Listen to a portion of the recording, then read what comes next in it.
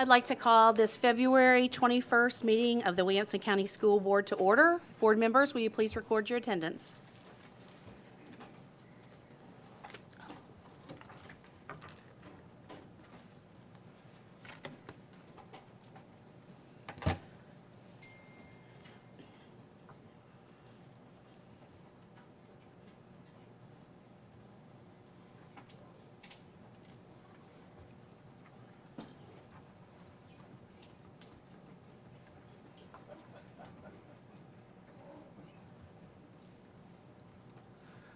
We have 10 present, 2 absent.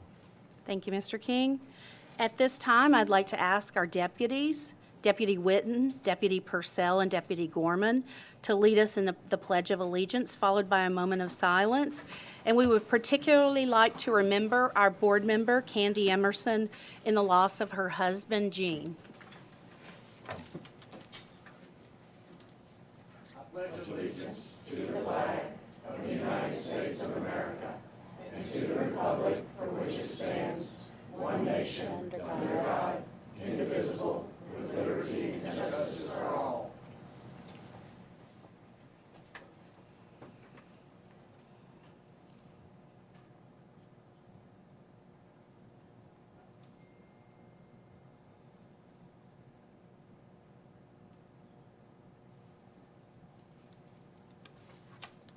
Thank you. You may be seated. At this time, we will have what we call in our agenda items of particular public interest. This is the public comment portion of our evening, and we have 35 speakers tonight. Each speaker, we've extended the time for speakers to allow each speaker who signed up to speak. So there are 35. Every speaker will have 1 minute. Let me read the rules about public comment. Public comment is one of the several ways that the board hears from constituents. Other avenues include email, phone calls, and in-person meetings. Per board policy, 30 minutes will be placed on the agenda for the chair to recognize individuals to make comments. At the discretion of the chair, the time may be extended, and it has tonight. School board members do not respond to public comment during a meeting. Williamson County residents and WCS employees shall have first priority. In the event time remains, the chair may allow non-residents to speak. All persons addressing the board will state his or her name, provide his or her address via the sign-up process, and provide the name of the organization or group he or she represents, if applicable, before addressing the board. The board reserves the right to limit the time of any speaker. The chair shall have the authority to terminate the remarks of any individual who is disruptive or who does not adhere to board rules. Speakers will present their comments from the podium here. The school board expects that each speaker will be courteous, modeling for our students, and we do have students here tonight, just as we do at most every other meeting, how one can respectfully disagree with others' views.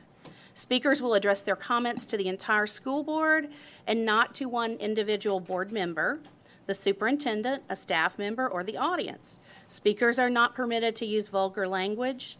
No yelling, speaking out, or clapping is allowed as a person speaks, including while members of the board or staff are speaking. Remarks of any individual who is disruptive or does not adhere to the rules shall be terminated by the chair. Disrupting individuals will be asked to leave on first instance and will be escorted out by a deputy, and no signs are allowed in the audience. So I'll now start calling you up in groups of 3. Again, you have 1 minute to speak, and please be ready once your name is called. Our board vice chair, Casey Haw, please raise your hand, sir, is our timekeeper, and he will let you know when your time is up. He doesn't start your time until after you say your name and your organization, if applicable, just so you know that. So after your remarks, if you would like to be escorted out by a deputy, please approach one of the deputies and let them know. They'll be happy to assist you, and we'll take a short break after public comment. In the event that folks want to leave the meeting, they can do so without disrupting the meeting. So we'll go ahead and get started. Our first 3 speakers are Stephanie Murphy, Tajel High, and Robert Lewis.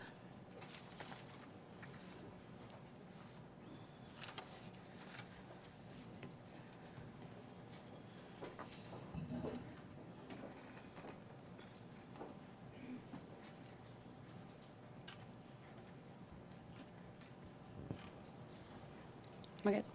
I'm Stephanie Murphy. Tombstone, The Passion of Christ, Black Hawk Down, all factual movies. Rave reviews, not a family movie for us. We don't skip around the controversial, negative, horrific, mental health challenging aspects for a foundational learning experience. No, we find age-appropriate resources. This curriculum is obviously full of discourse, but to pretend a subjectively nominated non-bipartisan committee spent hours more than parents reviewing this material with an appropriate conclusion is patronizing.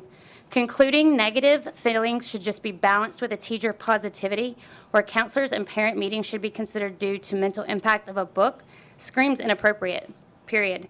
How many times should a child be browbeaten, asked over and over again to emphatically feel hatred and anger?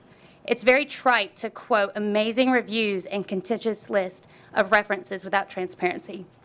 I'm here as an adult to protect my children from political influence. They're the ones I've spent thousands of hours in counseling, in bed comforting their night terrors, and wiping tears away because their emotional intelligence is exposed to adult problems. Before our next speaker speaks, I would like to ask everybody in the audience and up here to put your phones on silent. There are some phones that are dinging, and I feel like the speakers might think that's their signal to stop speaking. Our next speaker is Tajel High. Tajel High with One Wilco.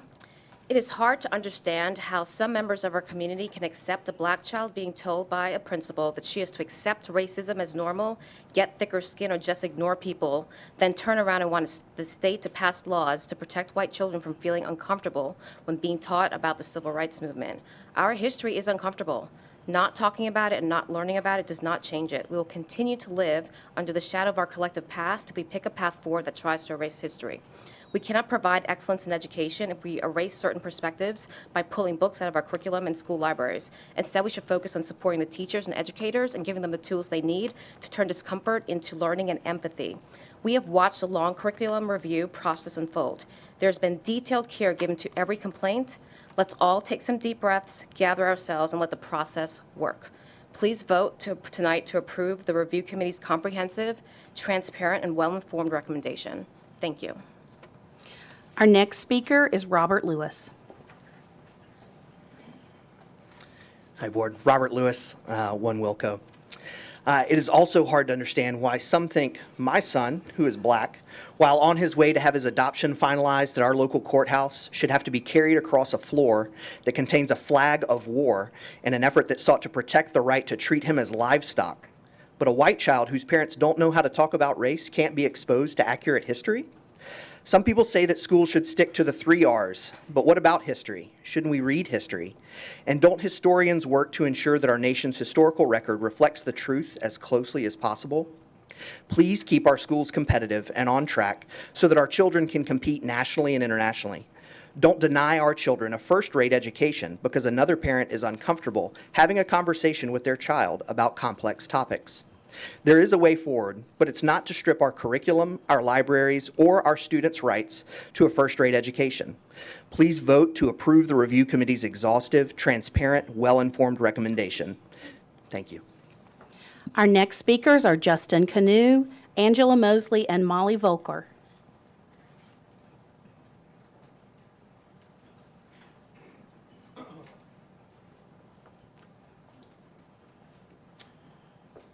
Hi.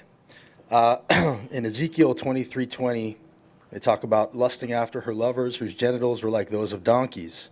In the book of Genesis, Lot's own daughters get him drunk and have intercourse with him without his knowledge. I don't read these to offend. I just want to point out, despite all this talk about censorship and banning books, that is a book many of you bring your children to hear about every Sunday because you trust your pastors to guide you through it. I'd ask you trust our teachers also, and more importantly, trust our kids. Shielding them from the truth by censoring books like Ruby Bridges and MLK's March on Washington will not protect them. It will only hurt them and keep them from a real understanding of the world around them. And in the bigger picture, I hope everyone realizes this is a coordinated attack on our public schools designed to sow distrust, while Governor Lee spearheads an effort to steer our public tax dollars to privately run charter schools Tennessee will soon be flooded with, even as local school boards vote against them. Rutherford County was already overruled. It will happen here too. I hope you'll speak up. Let's let teachers teach. Stop attacking our public schools, which are the lifeblood of this country and this community. Thank you. Our next speaker is Angela Mosley. Good evening. I am a Williamson County teacher and parent of children in our district. Teachers have spent a considerable amount of time reviewing and ultimately recommending a curriculum that we still believe provides the high quality, rich and meaningful learning experiences for our students, a curriculum you all approved. It is disheartening that there are groups of people who offer complaints with no real solutions and are exploiting our schools as their political playgrounds. Their tactics have pit parents against teachers and caused extra hardships for our schools.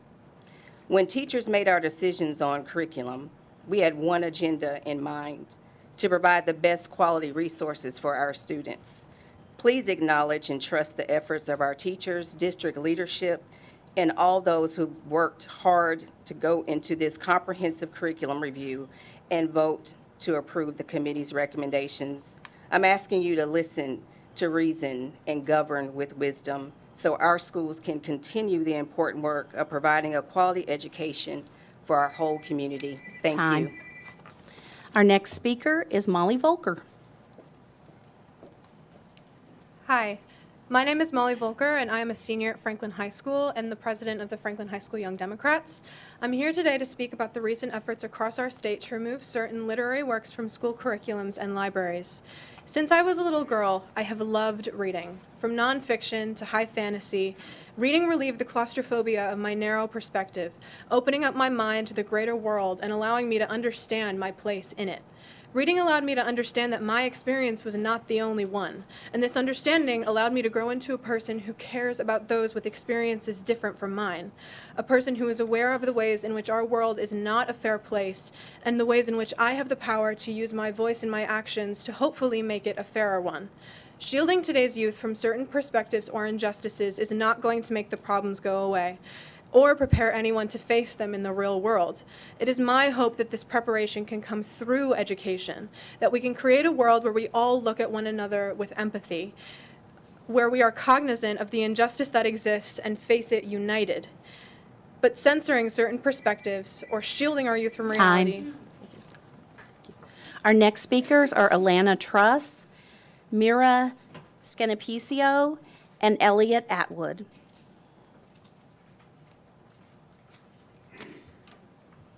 Hi, I'm Alana Truss. I'm here representing One Wilco. I'm both a WCS parent and also a clinical psychologist serving many families in this community. And I'm deeply concerned about the current book banning efforts, which some believe serve to protect our children from discomfort. Unfortunately, the discomfort that book banning reduces is the very discomfort that serves to deepen students' understanding of our past and present and inspires them to make our community a better place, one that is supportive of all of its members. In protecting children from this discomfort, we're greatly underestimating their ability to channel this discomfort into positive change. These book bans guarantee a different kind of discomfort for many of our students, a discomfort about being oneself, be that Black, Jewish, gay, the child of two dads, or any number of other non-commutable factors. I choose to believe that the majority of our county desires a curriculum that promotes a safe and healthy environment for all. The results of the extremely thorough complaint review process support this belief. Please vote to approve the committee's recommendations this evening. Thank you. Mira?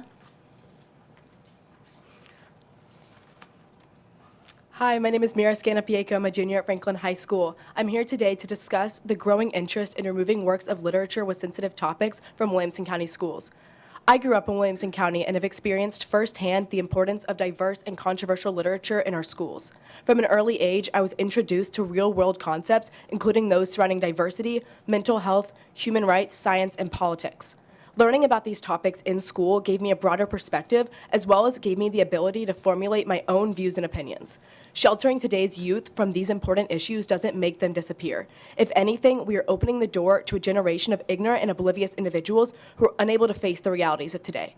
After all, would you rather your children learn about sensitive topics in a safe classroom environment or from tomorrow's next viral TikTok? Thank you.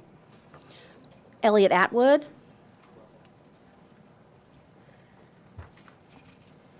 My name is Elliot Atwood, and I'm a junior at Franklin High School. I've been in the school district since kindergarten, and overall my experience here has been one of encouragement and openness to learning. Unfortunately, I now fear that the students who follow me may not have the same experience. Throughout my time in Williamson County, if there was ever a subject I wanted to learn about, all I had to do was ask. I was surrounded by information from countless sources, and if I ever needed help finding anything specific, there was always someone to help. This has been the case for students of the past few generations. It's been the case for my grandparents, it's been the case for my parents, and now it was the case for me. And in order to maintain this ideal of education, it is vital that we protect the plethora of information we offer to students. When we restrict learning materials, such as when we ban books, we are restricting learning as a whole. No longer are students able to think for themselves, and no longer are students able to learn how to think at all. If we are restricting information, we are restricting learning. And so, as such, I ask you, as educators, as parents, as members of our beautiful community, I hope that you consider that potential outcome as you make decisions for our future students. Thank you for your time. Thank you, speakers. Our next speakers are Angie Colvin, Jennifer Cortez, and Bryn Sierra.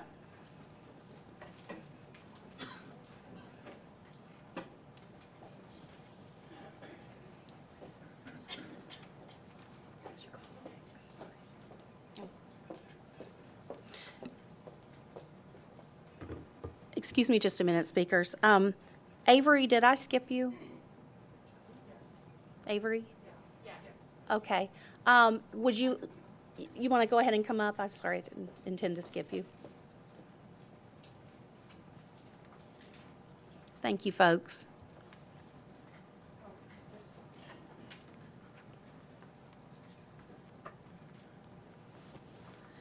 Hello, my name is Avery Cloud. I'm a sophomore at Franklin High School, and I'm a member of the Gliss and Shine team. I'm here to speak about the recent bannings of books and censorship of education in our schools. I've always loved to learn, from random facts to how machines work. Learning has always helped me understand the way the world works. If we take away education on things such as racism, anti-Semitism, the experiences of women, and the LGBTQI community, students lose understanding and comfort. Censorship in education is harmful to students who need to learn information about their history, and it is not worth losing just because it makes certain groups feel more comfortable. Sheltering students from history because it is intense isolates and affected students and their experiences. Studies have shown that students who have higher access to more inclusive curriculum have higher academic achievement, educational aspirations, lower levels of depression and anxiety, and higher levels of self-esteem. In the words of Lori Hulse Anderson, the author of Speak, censorship is the child of fear and the father of ignorance. Banning Time. books. Thank you. Our next speaker is Angie Colvin.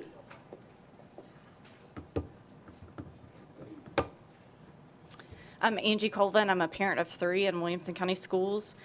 Just to clarify, I am here about the Wit and Wisdom curriculum. I'm not interested in banning books. I'm not interested in my kids never learning these topics. I'm interested in my kids learning these topics at an age-appropriate time in their life, which this curriculum does not fulfill that at all. Just to kind of reiterate, we've had children who've had negative consequences because of participating in this curriculum. We've had parents that have complained.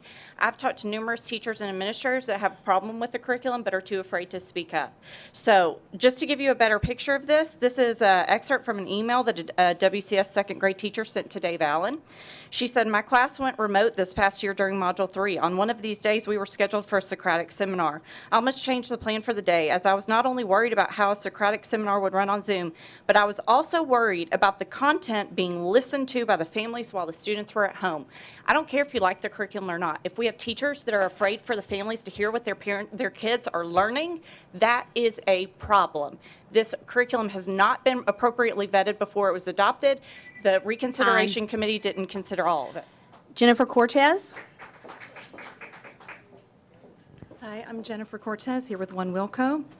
It's hard for me to understand how anyone who claims to love our country and our community could continually and persistently undermine the efforts of our local public schools and all the effort that goes into making them excellent. The word public means of concerning the people as a whole, done, perceived, or existing in open view. Both of these things apply to our schools here in Williamson County. Our schools concern our whole community. The policies and processes exist in open view. This whole process of book reviews has been done in the open and painstakingly. Just because someone doesn't get their way doesn't mean the process doesn't work or that all viewpoints haven't been considered. Please acknowledge that complaints have been considered, heard, and acted on, and vote to approve the Review Committee's recommendation to keep discussions about American heroes like Ruby Bridges in our second grade classrooms. Thank you. Bryn Sierra. Hi, Bryn Sierra with One Wilco. I'm a former Williamson County fourth grade teacher with graduate degrees in curriculum and instructional design, as well as information science, certified as a school library media specialist. Access to a variety of books and the thoughtful curriculum surrounding them are fundamental to our education system. In a district of tens of thousands of parents, a very small few have submitted complaints. Those complaints have been exhaustively considered and addressed. Thank you. Let's not forget the other tens of thousands of parents in support of this curriculum. Furthermore, you have an opportunity, an important opportunity here to lead the way in amplifying the marginalized voices of those whose stories are constantly erased. You don't have to like the review, but neither do you nor the complainants get to strong-arm this process, claiming it's been unfair or ill-informed. Overriding long-standing policies just because you want a different outcome is an egregious abuse of power. Families of color and their allies, we are all watching to see how Williamson County lives up to its stated mission to provide all students with a quality education. Thank you. Our next three speakers are Aaron Crawford, Kimberly Calicote, and Michael Miller.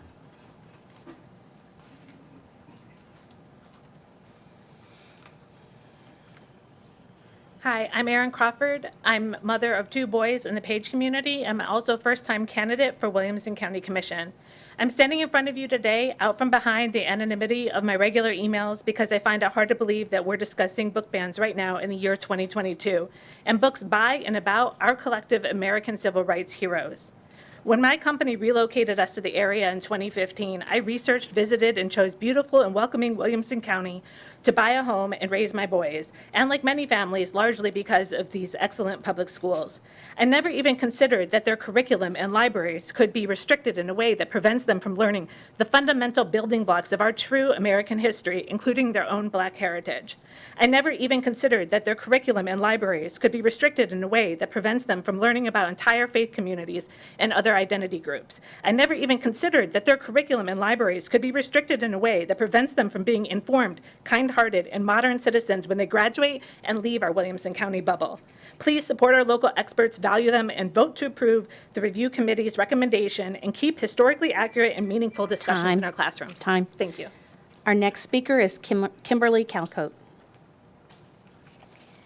I'm at a loss at this point to understand how it took the Reconsideration Committee 7 months of review and hours of parent testimony, and they still couldn't grasp our concerns. These committee members looked at the curriculum as a peer-reviewed study, failing to understand its impact on our children. You had teachers before we even began with Wit and Wisdom in 2020 telling the administration they wouldn't teach certain portions of this curriculum.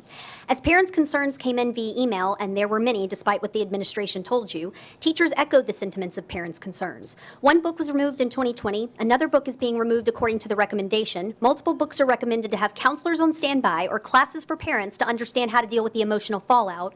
Pages are recommended to be skipped, and you are removing books from children's hands for an ELA curriculum. I'm asking you to do what the Reconsideration Committee wouldn't do. Make a motion to utilize the alternative so that all of our children can learn together and the integrity of the curriculum can be restored as much as possible for our children. So that I, as a parent, am not put between a rock and a hard place, deciding between an inappropriate curriculum and the well-being of my child with an IEP who needs to learn with his peers. Michael Miller.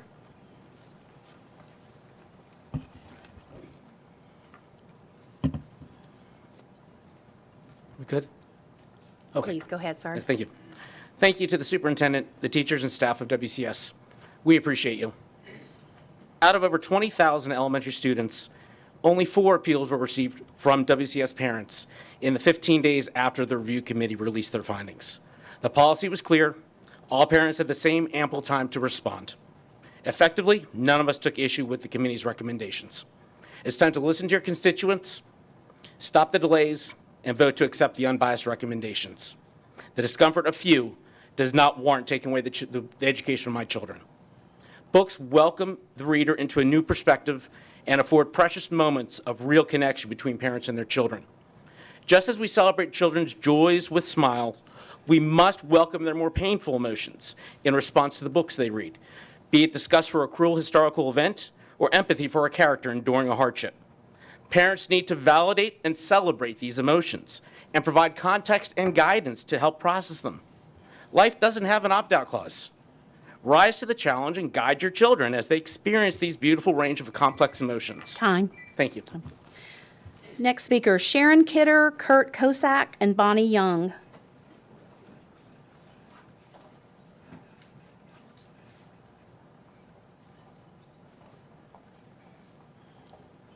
Hello, I'm Shannon Kidder. I have 4 kids, and I do not represent an organization, and none of my complaints have to do with CRT.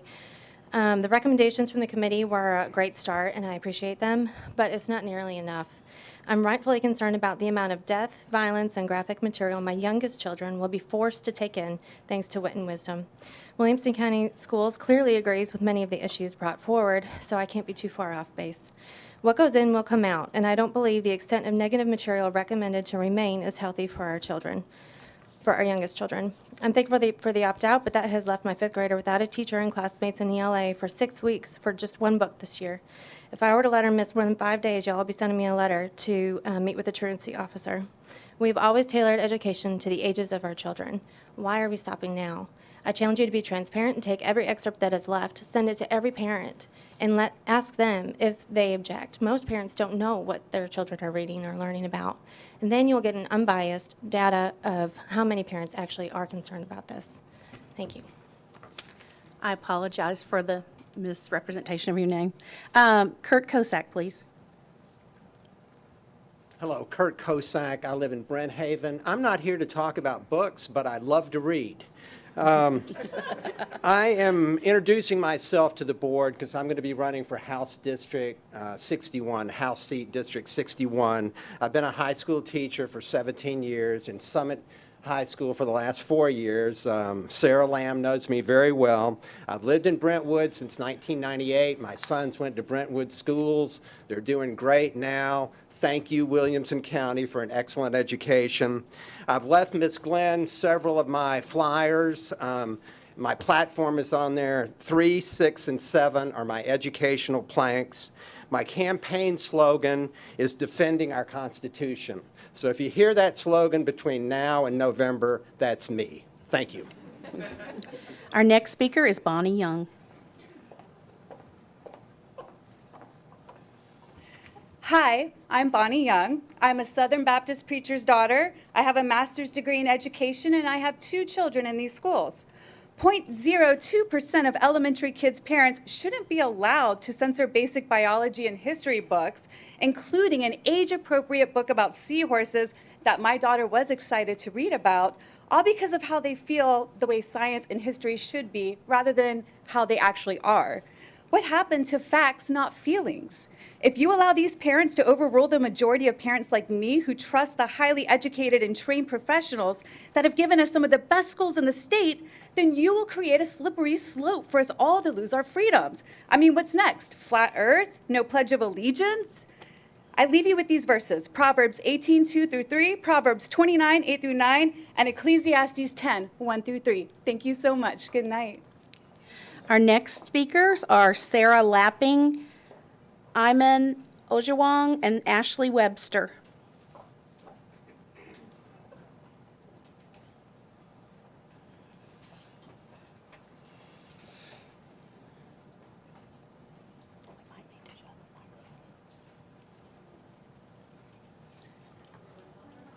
Can we'll get our tech folks to assist, please. Thank you.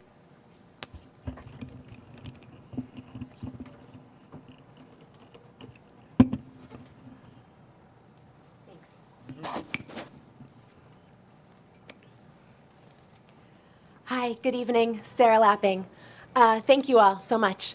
When my daughter, my eldest, who graduated from Franklin High School in 2020, came home and mentioned to me that she had come across Mein Kampf in her school library, I, as a Jew who grew up with half the grandparents in my community, you know, having tattooed numbers on their arms, could have, you know, just lost it. But actually, I felt more thankful than dismayed, because I told her, and I responded to her, I told her the same thing that I had said when she mentioned how much she was bothered by damaging messaging and advertising. I told her this is free speech, and this is both the challenge and the privilege of living in a society that values it.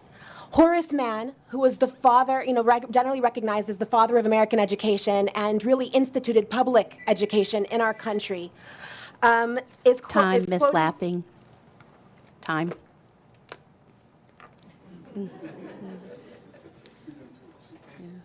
Our next speaker is Aman Ojewong.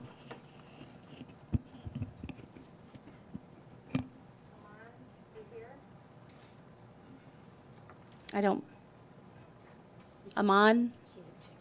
Okay. Ashley Webster, please.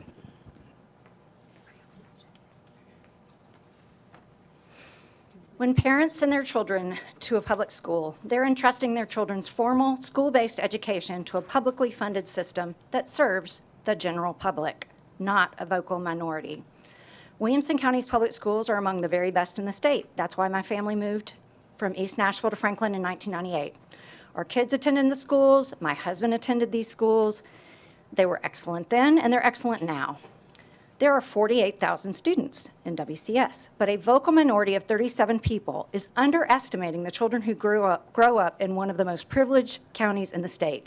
Not only are these children capable of reading and understanding the books in Wit and Wisdom, they also already have real-world knowledge of concepts like unequal and unfair.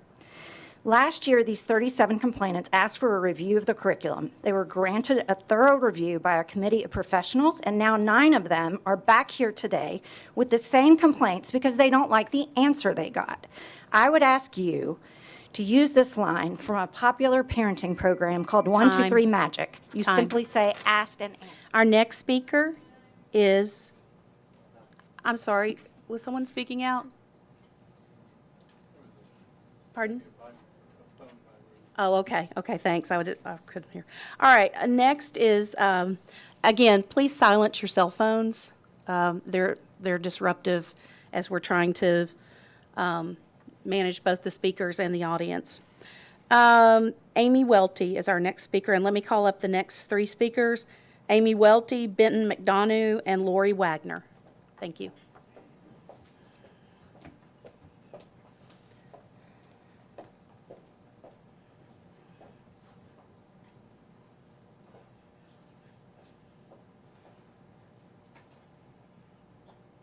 My name is Amy Welty, and I'm the parent of a WCS student.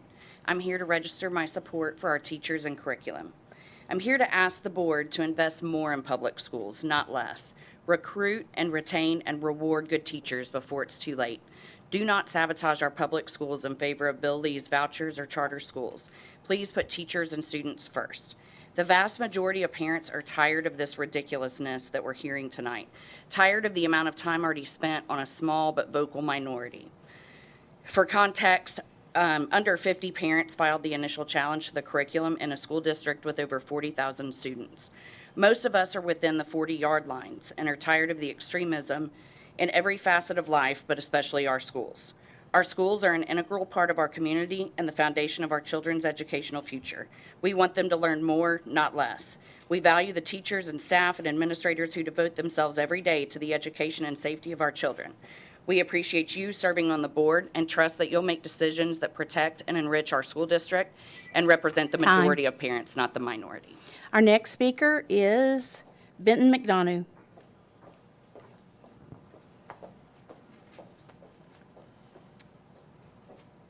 Thank you, members of the board. My name is Benton McDonough, and I'm the father of a first grader at Kenrose Elementary. Someone recently suggested that we update the cliche to say, those who can teach, while those who can't meddle. That seems like an appropriate theme for tonight's discussion on wit and wisdom. It was just 3 months ago that this very board was here discussing the rescinding of the mask mandate, causing one board member to say that fewer than 100 infections was statistically 0. Yet here we are tonight discussing and devoting many resources and time to discussing the concerns of 4 elementary age parents. These complaints have all been addressed through the process and policy adopted by the board, as is evident in the report that was provided to the board members tonight. Our families, teachers, staff, and students all deserve better, and please approve the committee's recommendation tonight. Thank you very much. Our next speakers are Lori.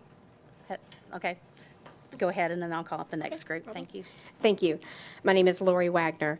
Regarding the Reconsideration Committee, the concerns were not regarding just books, but also the teacher's manual telling them how to teach and at what age these materials are taught.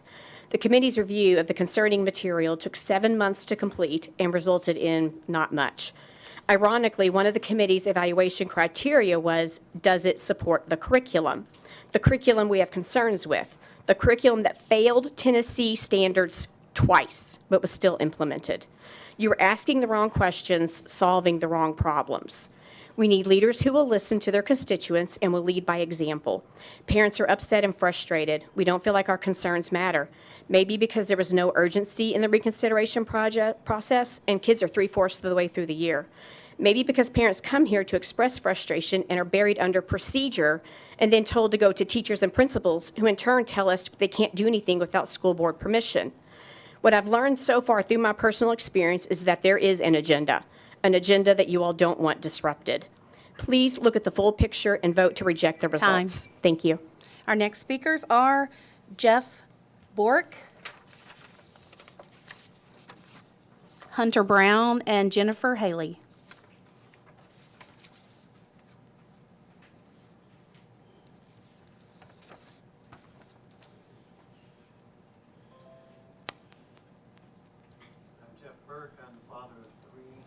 Mr. Burt, I'm sorry. There you go. Okay, thanks. Microphone's on. Yeah. I'm Jeff Burke. I'm the father of 3 kids in our county, and I'm coming because, like you, I'm concerned. I'm a little off topic tonight, but I'm concerned about our teachers. Thank you so much last month for passing the raise for our teachers. Thank you again on Thursday night for continuing to consider raising pay for staff and for teachers. But what I also want to ask tonight is that we are concerned about the protection of our teachers as well. Retaining them financially, with those means is one thing. The other side of it is, as I saw on your slide from Thursday night, they're feeling scrutinized by our community. They're not feeling community support. And so whatever you can do in the future, in any decisions that you make, I ask that you consider the impact that it will make on our teachers first. They're exhausted. I can't imagine, if I'm exhausted after 2 years of this pandemic, I can't imagine what the teachers Time. are feeling. So, Time. thank you. Hunter Brown.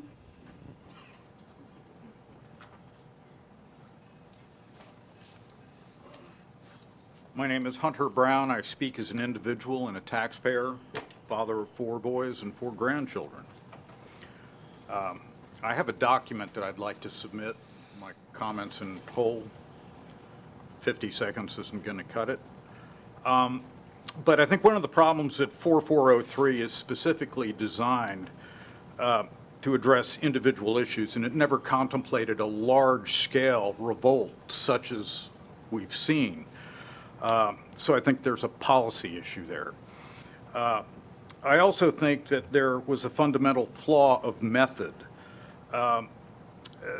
Despite the policy is designed to be particularized, and it is at a granular level, but that doesn't work when the problem is generalized. And I guess despite hours of parent testimony, the committee for the 4403 committee failed to understand the larger context of the curriculum rife with negative emotion, dark imagery, heavy subject matter, age-inappropriate topics. And in order to understand Time. the objections... Mr. Brown, do you have something to leave with us? Oh, I do. Okay, you can leave it at this table here. Thank you. I'm sorry, which table? There, Mr. Tim, right there. Our next speaker is Jennifer Haley. Don't believe she's here. We'll move to the next 3 speakers, Jen Baker, Marissa Diplock, and Robin Steenman.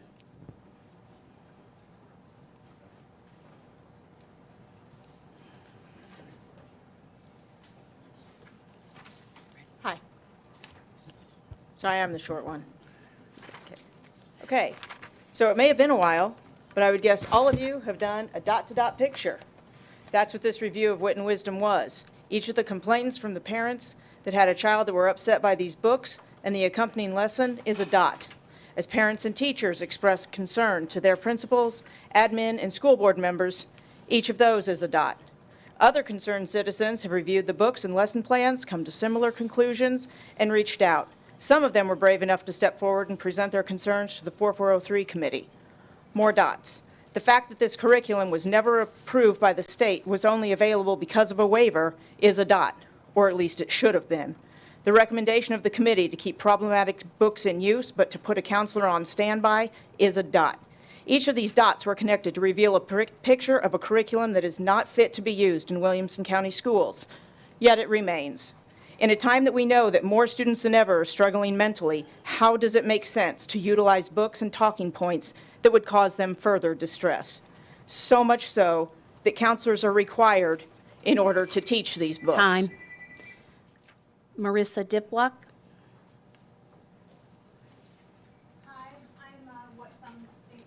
Marissa, I'm sorry. Let me restart. There you go. Hi, my name is Marisa.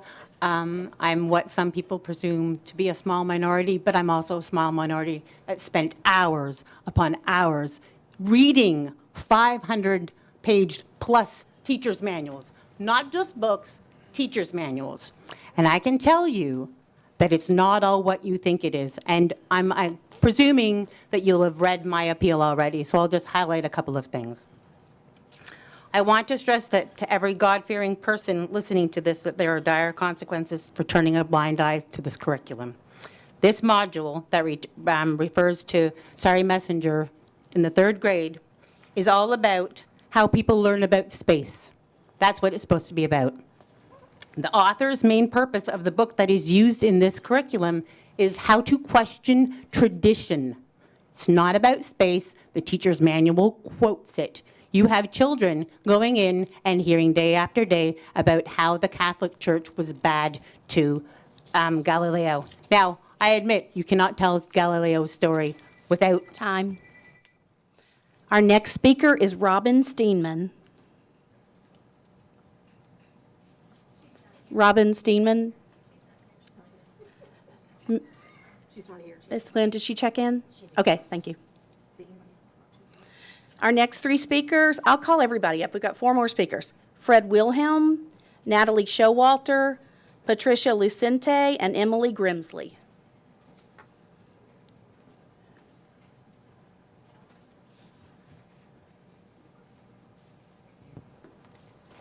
Hi, I'm Fred Wilhelm, and I have 2 children attending Williamson County schools. I'm here speaking to you tonight in support of our school administrators and teachers and of their current curriculum. My boys have taken Wit and Wisdom and are thriving. We're happy with the schools. Most of us moved here for the schools, and we trust the professionals at the school with developing programs and curriculum. The only agenda that I can see of the school is to help our kids achieve. That's their expertise. And the incredible success our students have tell us that they know what they're doing. So please let them do it. Learning may make you uncomfortable sometimes.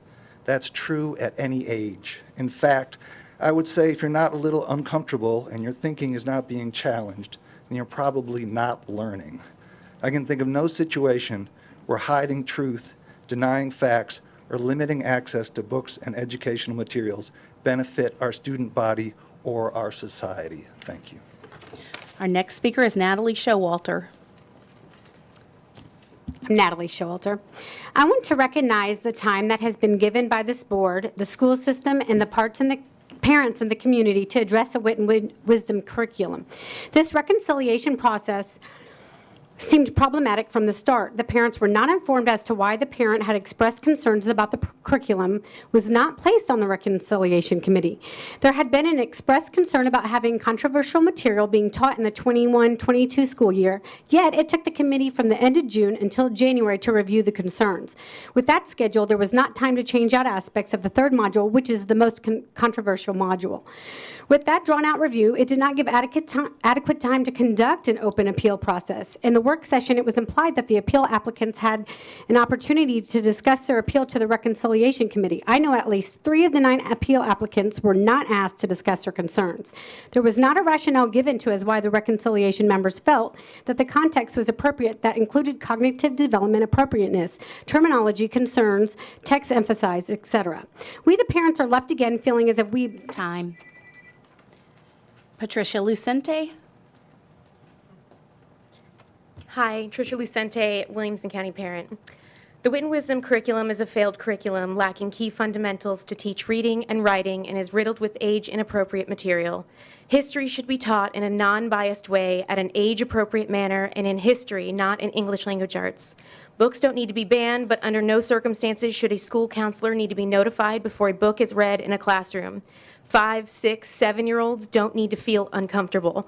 This board budgeted almost $800,000 for mental health intervention, and I'd like to ask you if you're actually planning to solve a problem or with those funds, or if you're simply mitigating a problem that you participated in creating. Also, there is a code of ethics, and we are watching you as you run for re-election. We're watching your social media. Please try to stick to that. Thank you. Our final speaker for this evening is Emily Grimsley. Good evening. My name is Emily Grimsley, and I have 2 kids in the Williamson County School District. In light of the recent efforts across our state to restrict access to information and stories, I wanted to share my experience with my 2nd grade son. His class recently studied the civil rights movement. He was so engaged with the stories of the heroes of the movement, Dr. Martin Luther King Jr., Rosa Parks, and Ruby Bridges, among others. He asked questions full of compassion that led to important conversations. At one point, I mentioned to him that there were people who thought kids his age shouldn't study these things. He stopped, looked at me, and responded, "What? Why? It happened." Simple as that. He's right. Kids deserve to know what happened so they can continue to make sense of the world as they work to make it a better place. I'm not trying to imply that these conversations are easy, but since when has easy been the goal of education? Easy doesn't ask anyone to learn or grow. We need to continue to share these difficult stories and conversations so we can learn about each other and our world, the world we all share. Our kids deserve it. They can handle it. Thank you. Ma'am, may I ask you to approach the podium? May I talk to you for a second?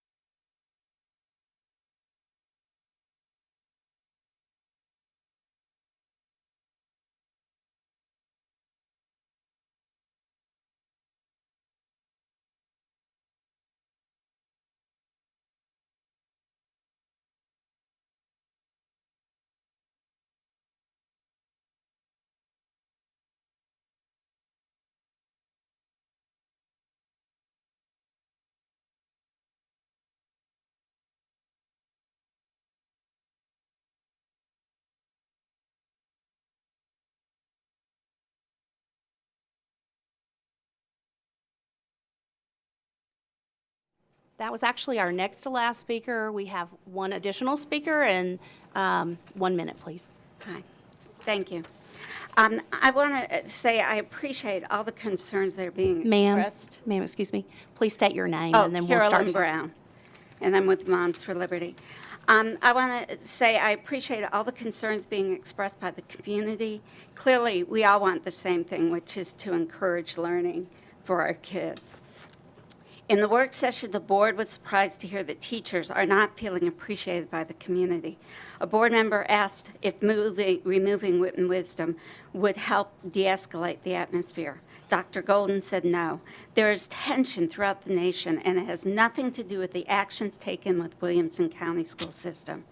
Well, I acknowledge that people are frustrated. There's a lack of transparency, no dialogue, and it's a very authoritative approach that's being taken concerning people's differing opinions. The board meeting in and of itself is set up to prevent dialogue. I have gone to other meetings where there's an exchange of information, where the public learns the constraints that face you.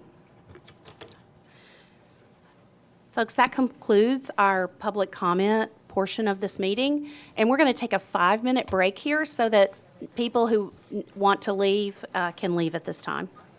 So we will reconvene at 7:26.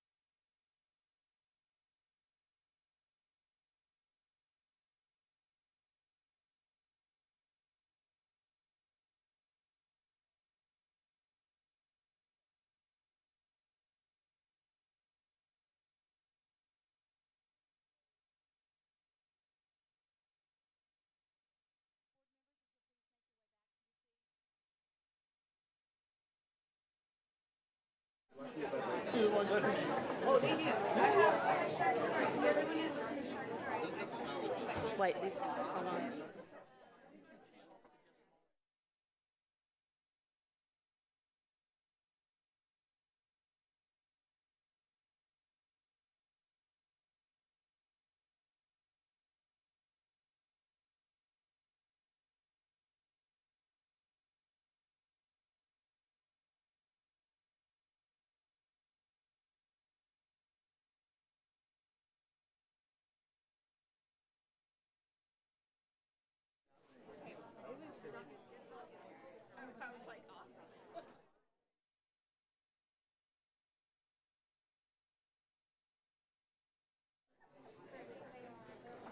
We're ready to restart our meeting. If everyone would please be seated.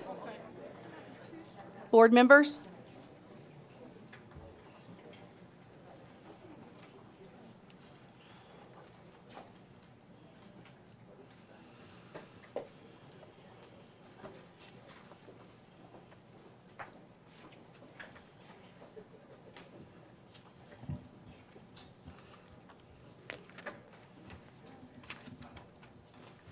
Our next item on the agenda is the approval of tonight's agenda. Motion to approve by Mr. Welch. Is there a second? Second by Mr. Mitchell. Any discussion?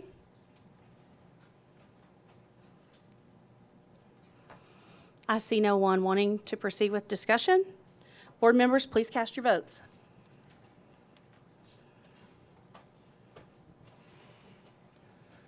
Your vote is 10 yes, 0 no. Thank you, board members. The next item is approval of the consent agenda. Is there a motion to approve? So moved. Mr. Mitchell makes the motion. Is there a second? Second. Mr. Wimberly seconds. Is there any discussion? If there's no discussion, board members, please cast your votes.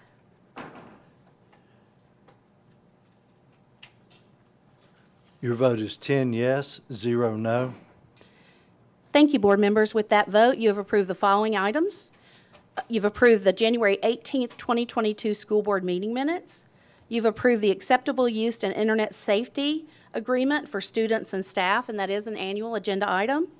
And you've also approved the recommendation for field trip fee requests. Thank you.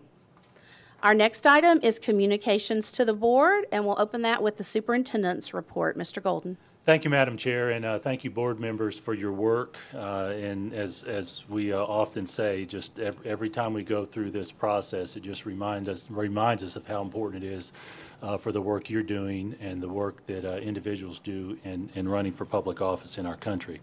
As a quick reminder of what we talked about at the board work session, a month ago, we talked about library books, and we had some presentations from our library professionals about the process they go through.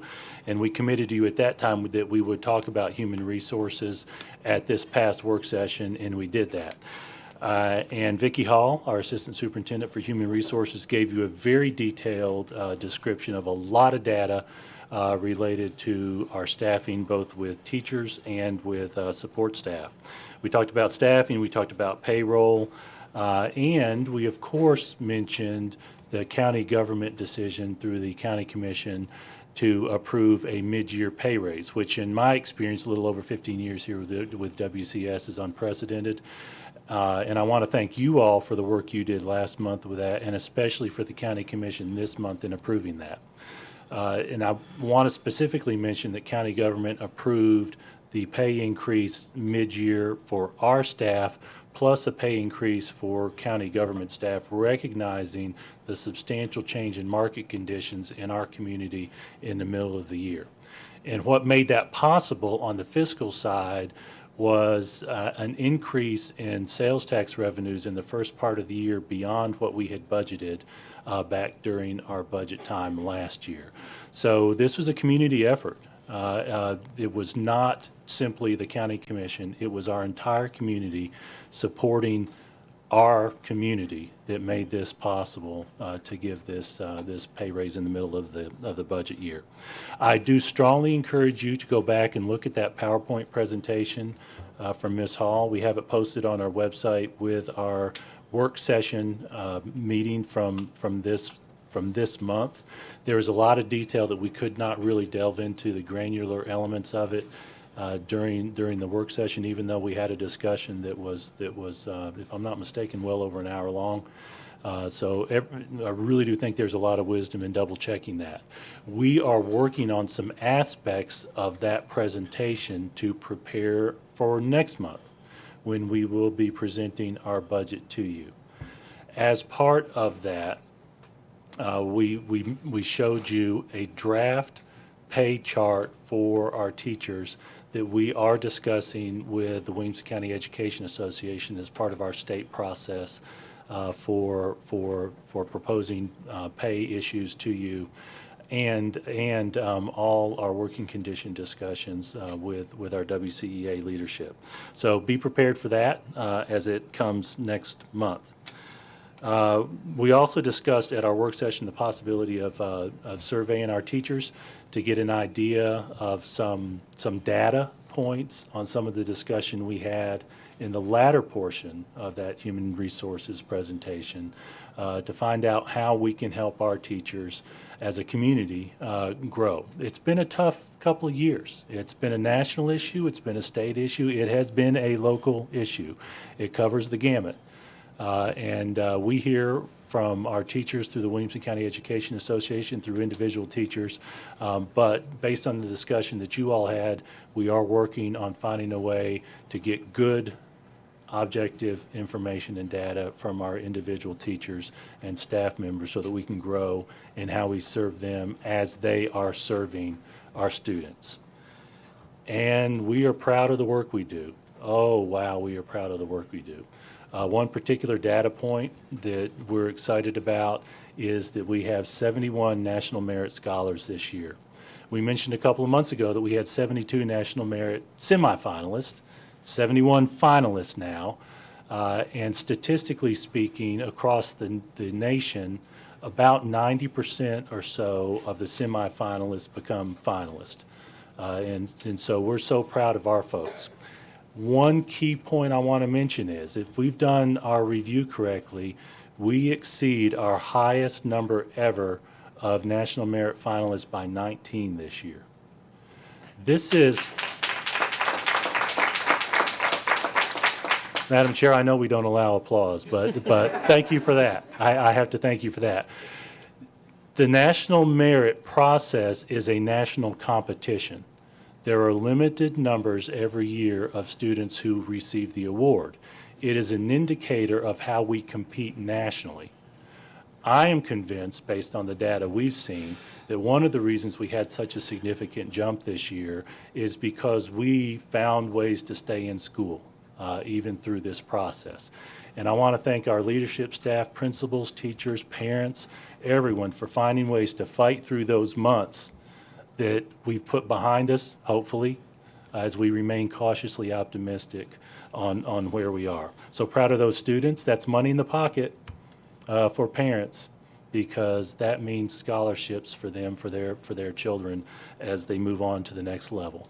Within our goals, our board goals related to our strategic plan, we focus on the gamut.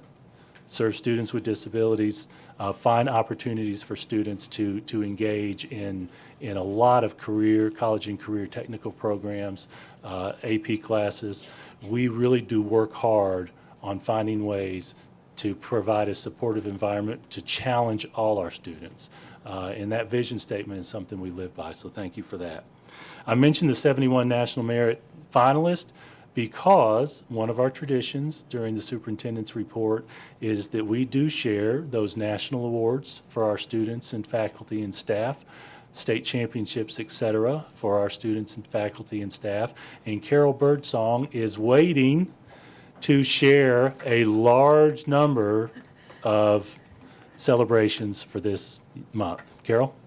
Mr. Golden, you set that up just perfectly. Thank you. At first, I thought you were stealing my thunder, but I think it's just a nice lead-in. So it is the 4th consecutive year that we have had more than 50 National Merit finalists. This year, we have 71, a district record. And as you like to say, Mr. Golden, it starts at the elementary grades, and those teachers build that foundation, and we just keep building on it. So this is really a celebration for all of the teachers and of all of these students and these students. So let's get started. We are going to start at Brentwood High School. Max Alino, Frankie Bailey, Luke Biddle, Sally Cho, Edith Corey, Seth Creech, Will Dawson, Jack Hudson, Andrew Lee, Campbell McClendon, Marin McKean, Zoe Oldham, Russell Overton, Alice Chu, Haranish Sathu, Sienna Shepard, Noah True, Alexander Wilson, Rena Hsu, Eric Youngberg, and Jason Jong, all from Brentwood High School. Now let's go to Centennial High School. Abina Dixit, Preston Ketsameni, Jackson Peppercorn, Rayan Syed, and Samuel Zachary.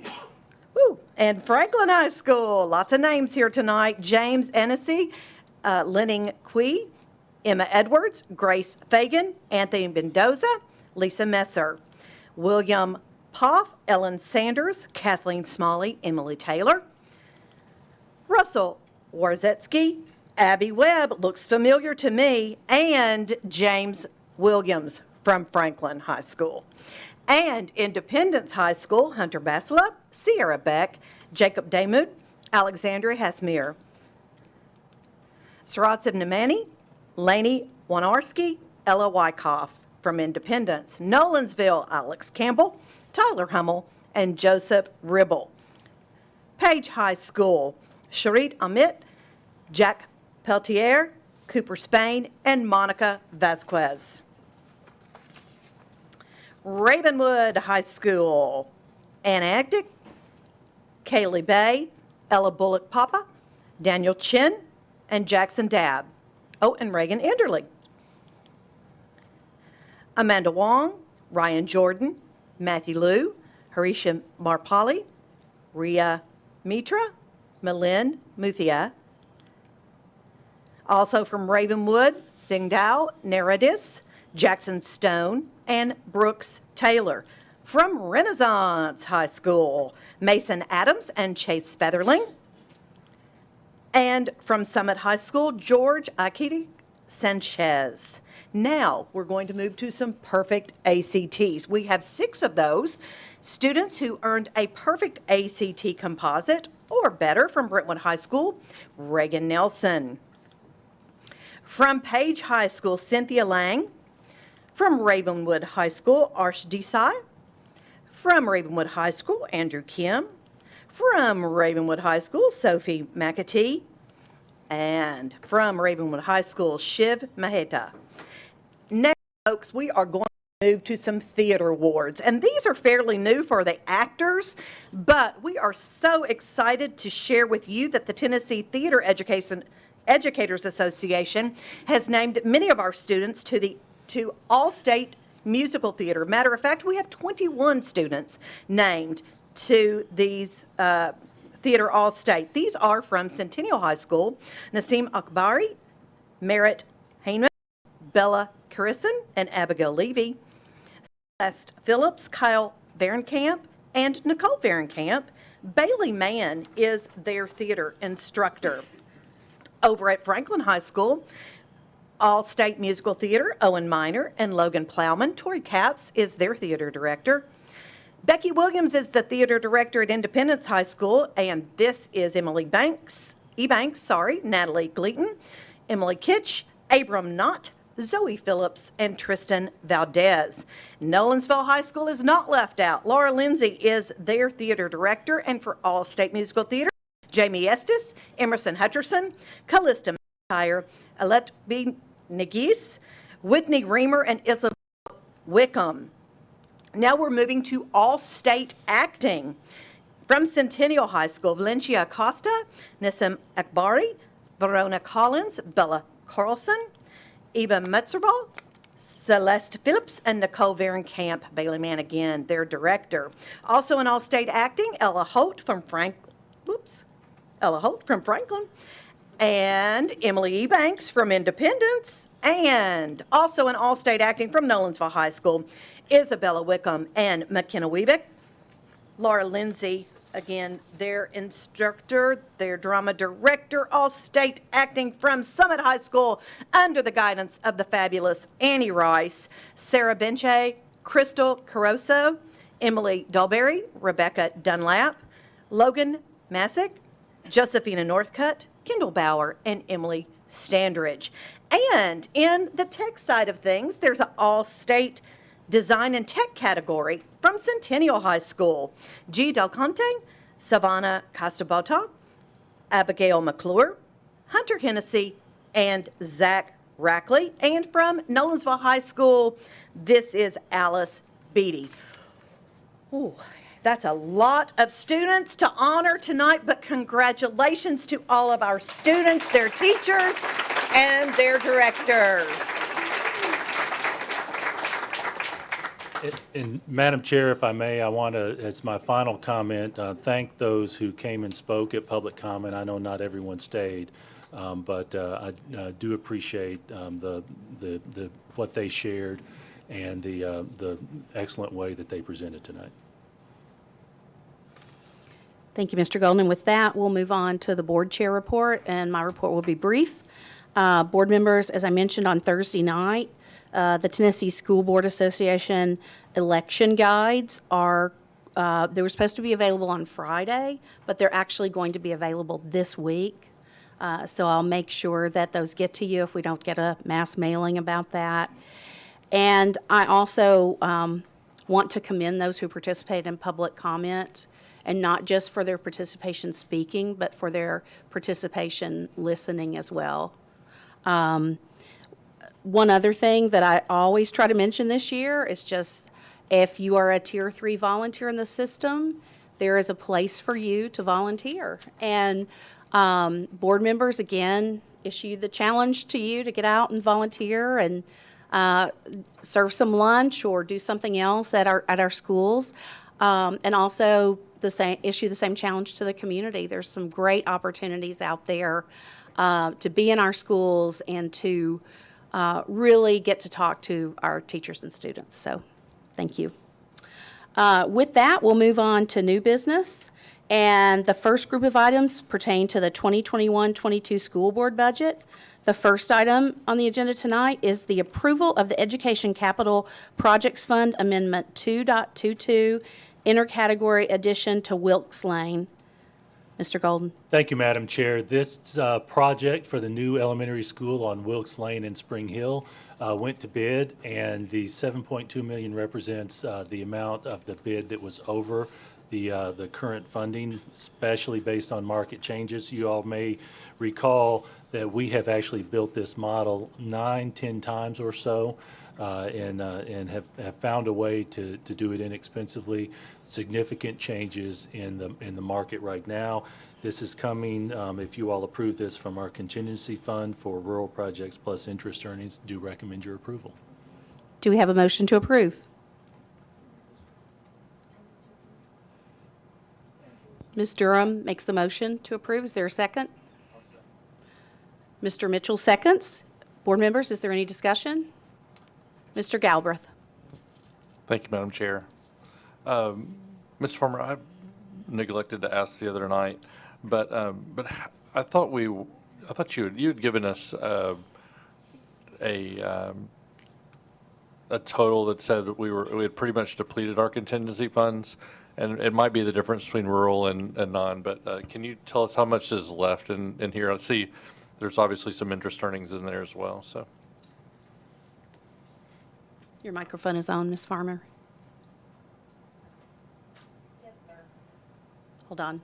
Looks like we canceled each other out. You are correct. Hold on. Let's try again. Go ahead. Mm-mm. Mm-mm. Can you use one of your neighbors? Yes. Thank you. Ms. Hall, let me turn yours on. Moment, please. There she is. Okay, here we go. You're correct. The difference was between rural and general. And so what we have left with this amendment would be $172,426 in general, and then $212,553 in rural. So we're pretty much out now.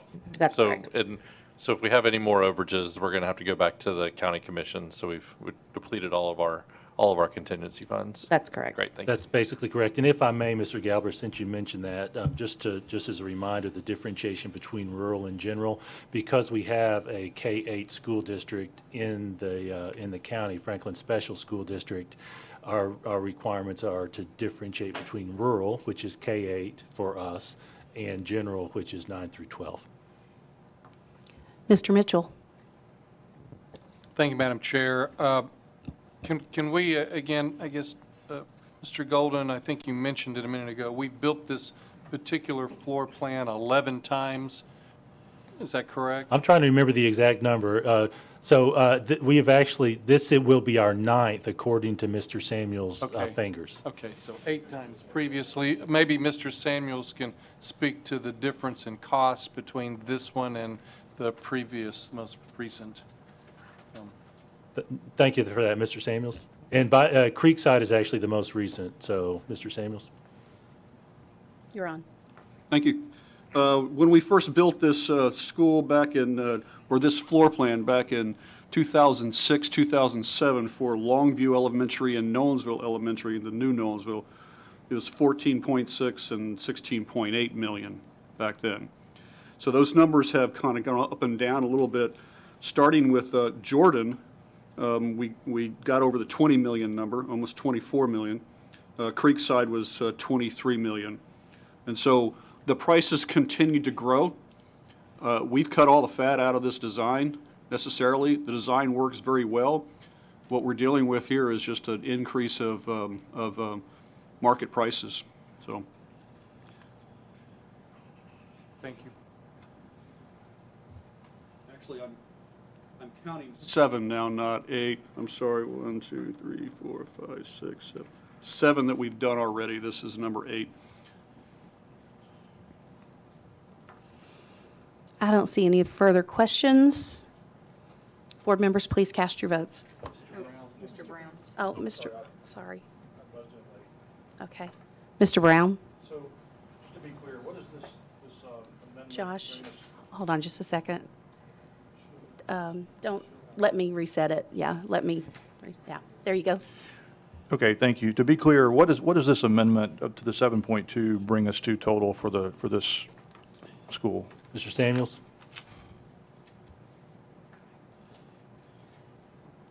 If I may, I've referred to him, but in the board packet, the bid came in at $30,800,000.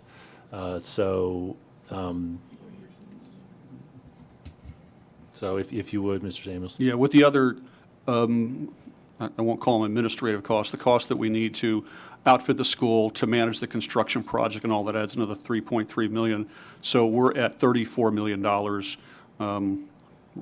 about all total. And that includes technology, furniture, fixtures, library, et cetera. Professional services we need to overlook the project and all, and a very small contingency. So we're roughly 40% more than Creekside in 2 to 3 years' time. No, the number I gave you for Creekside was the construction cost, so there's other costs associated with that. Okay, so the apples to apples would be more like a 30% increase. Right. Just I'm gonna speak to that with making sure I'm double checking with Mr. Samuels on this. So the apples to apples would be from about 24 million to 30.8. Is that correct, Mr. Samuels?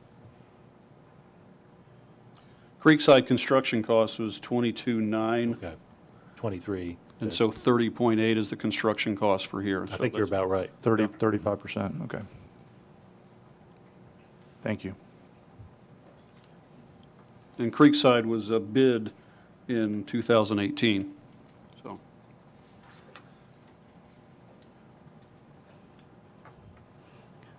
Board members, I see no other hands raised. If not, please cast your votes.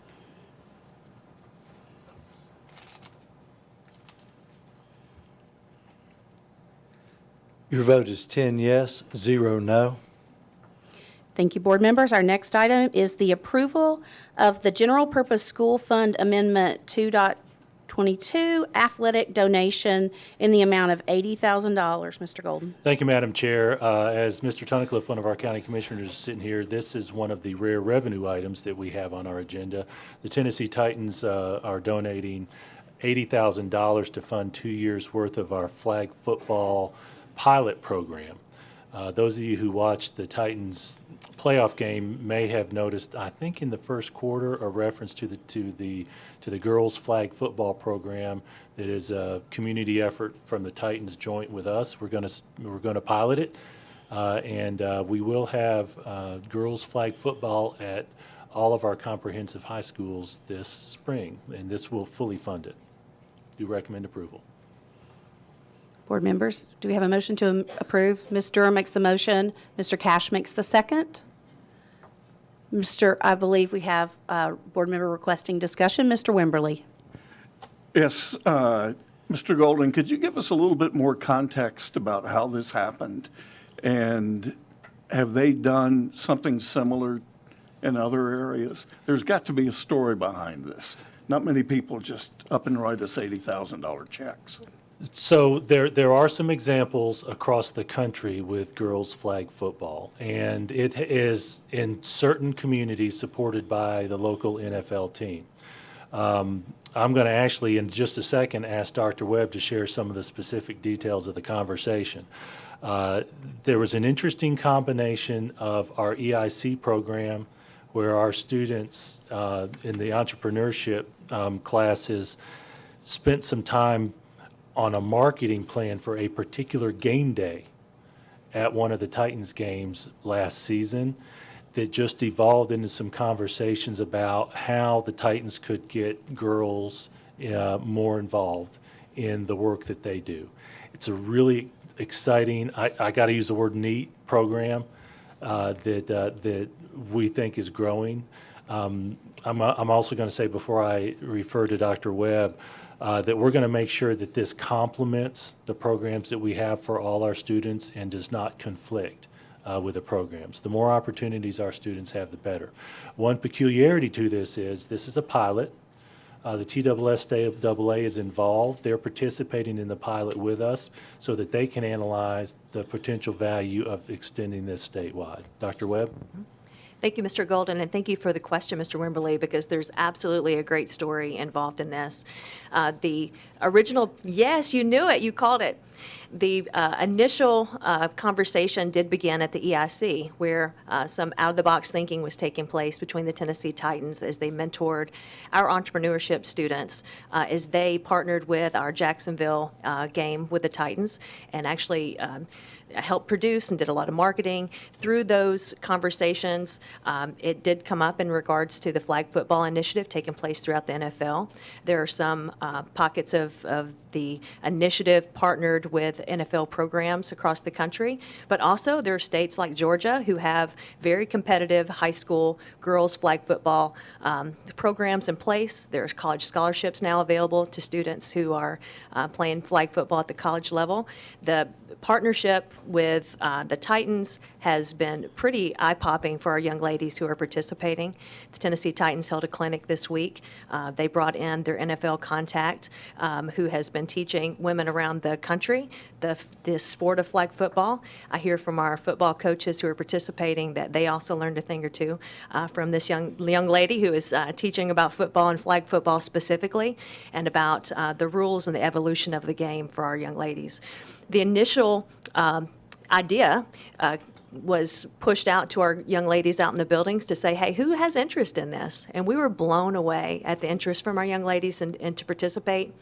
Our teams currently, as they are starting practice and formulating their workouts, they're seeing numbers as high as 80, 85 women and our schools participating in this inaugural year.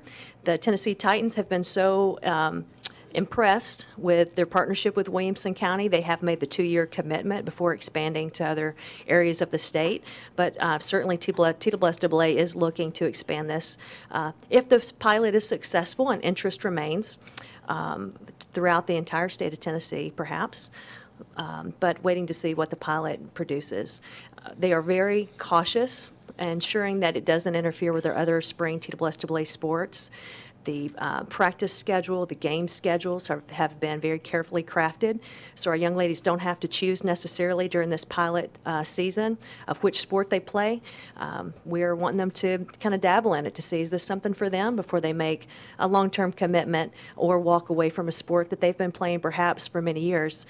We believe as the NFL that there are many women in our community and across the state who have a strong interest in the game of football but haven't had the opportunity to play. So this is a great way to segue into it. So kudos to the Titans and TSSAA, and we're super proud to be the district that is hosting.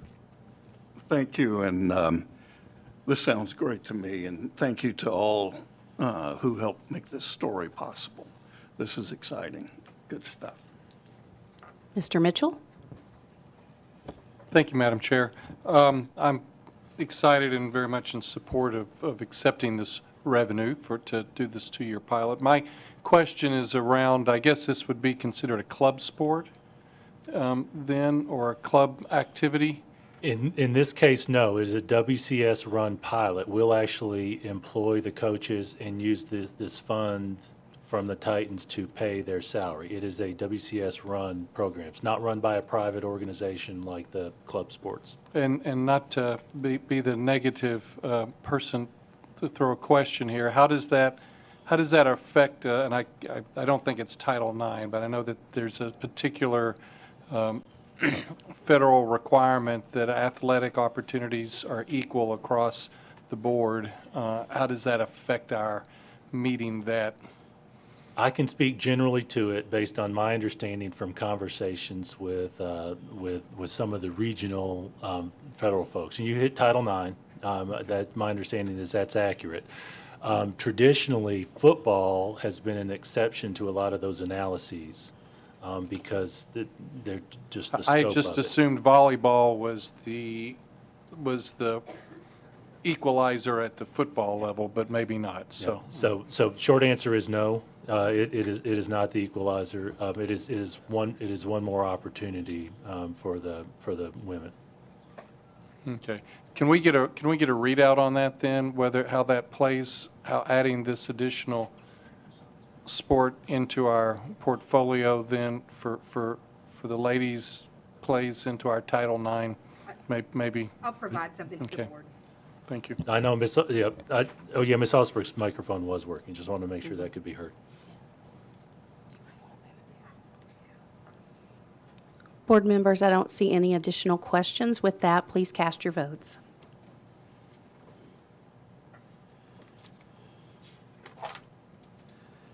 Your vote is 10 yes, 0 no.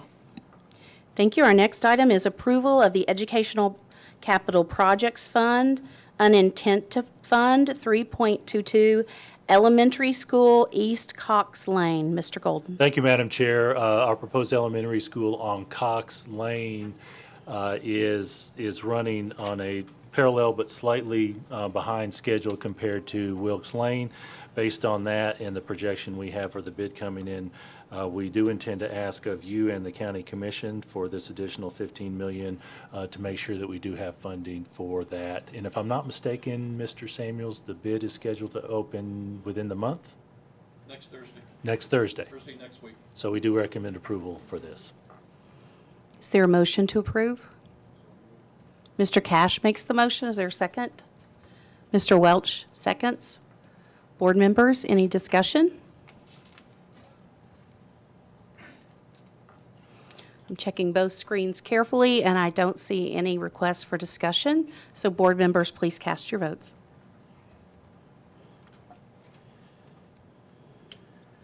Your vote is 10 yes, 0 no. Thank you, board members.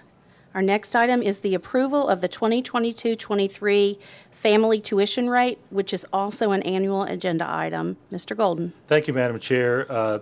Every year, we bring a proposal to you for the family tuition rate based on the per pupil expenditures related to what the state provides us.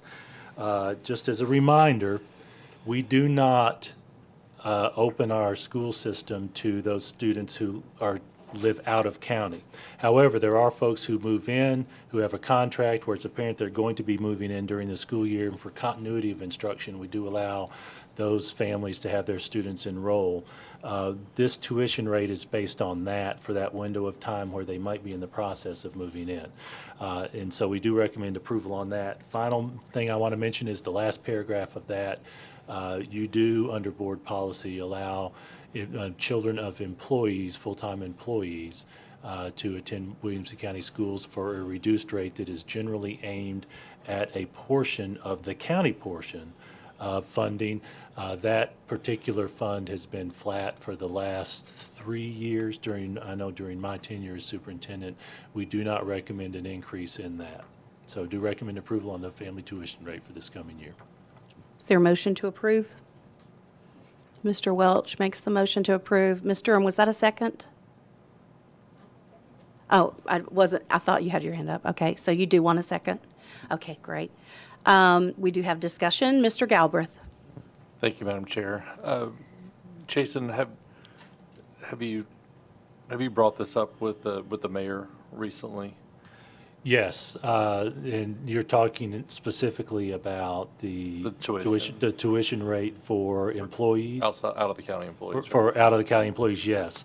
Over the years, the members of the county governing body, including the mayor, have made it clear that they do expect those who are out of county to pay something towards tuition if they don't live in the county. And that standard continues. So I'm just trying to think out of the box as we're trying to attract teachers, and didn't even think about this on Thursday and really thinking out loud, but I'm fine with approving this because we can always come back, and if we're going to reduce it, we can reduce it later. But I would really like to understand if there was a way to provide this as to provide a loan that's forgivable if and when the teacher, if they stay here for X number of years, like if we're trying to get our teachers past those first 2 or 3 years when they're leaving, and they're either a new teacher or they've got 5 years of service with us. I'm just throwing out a number. Just wondering if that would be something that we might be able to consider. I like the brainstorming of that. We'll make sure that we have that discussion and also talk to the WCEA leadership. We have regular conversations that really have been in earnest the last few weeks with the WCA about opportunities for that. So we'll add that brainstorming to our discussion. Thank you. Mr. Mitchell? Thank you, Madam Chair. And for the record, I like Jay's idea. I would support something of that nature. And I would also like us to seriously consider, this got past me Thursday night as well. I would have made a suggestion that we lower this maybe to $3,500 or something. I am curious as to what is the standard operating procedure for subsequent years that it's calling out there. And finally, maybe when you talk to the county mayor about this, throw the idea, if appears that we've got the capacity to support it based upon our open zoning numbers, that maybe this could be a benefit that would be open to all out-of-county employees. So it would be, because I know the county is also struggling with hiring as well, and so maybe you could throw that idea as a countywide benefit for county employees. Thank you for that. A couple of pieces of information. One, the rate goes down based on number of years that a student is in school, down to $750 at, I think, year 9, maybe. I'm getting a nod from Ms. Farmer that I've hit that correctly.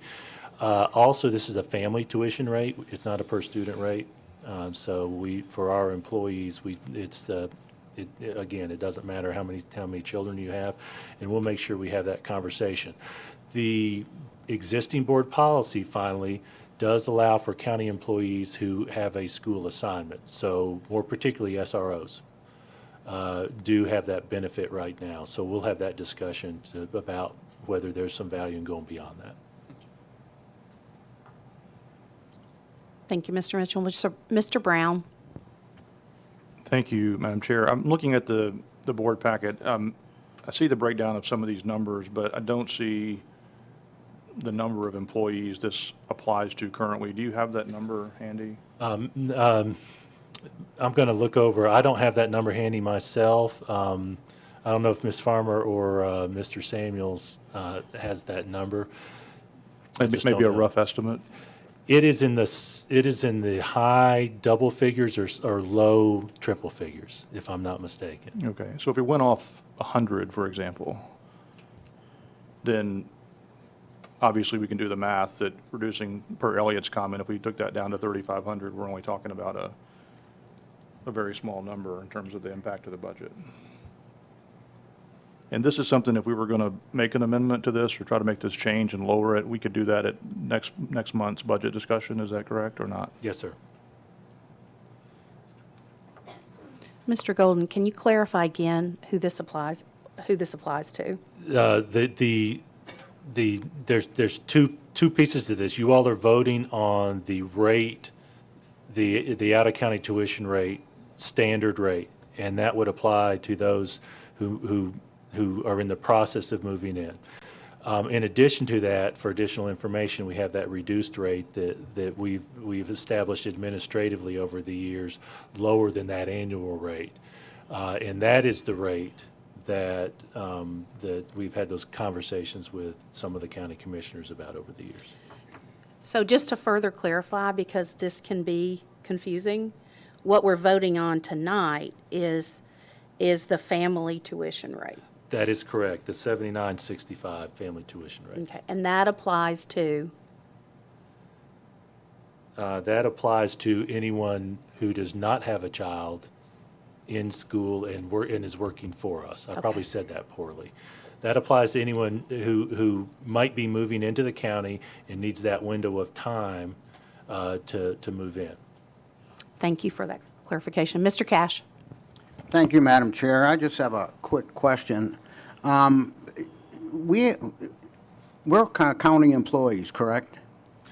Not technically. Thank you for that question. We are, our employees are employees of Williamson County Schools, which is officially a different entity from the county government. Right, but if we were to say we're going to cut the tuition rate, don't some of the county employees, that work for the county now, fall under the same guidance? I mean, if you give one something, you're going to have to look at giving others. Under our existing board policy, the county government employees who work in our facilities do have this option to bring their children to the school where they work or that feeder pattern. Right. But it is quite limited compared to county government employees as a whole. Okay, I just checking. Yeah. Thank you. I don't see any further questions. Board members, please cast your votes.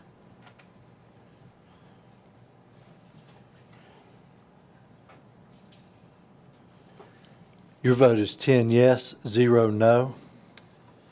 Thank you. The next item is another annual agenda item. It's the approval of school fees. Mr. Golden. Thank you, Madam Chair. Annually, we have a proposed school fees, which actually under Tennessee law require your vote to approve. And I want to make sure that I specify what I specified at the work session, that any curricular fees are called fees in Tennessee, but they are not, strictly speaking, fees as we traditionally think of fees. They are requests for funds. So if somebody has a $25 fee for a blank science class, it is a request for funds, not a requirement. I do believe when we had this discussion that over years, I think we've been doing a relatively good job compared to past years of communicating that this is voluntary. This is a revenue item that we do budget. I'm estimating, Ms. Farmer, usually the total revenue is somewhere in the close to $1 million district-wide, which comes close to being 1 penny on the tax rate. And so we do recommend your approval for this with a caveat that this is a request for funds.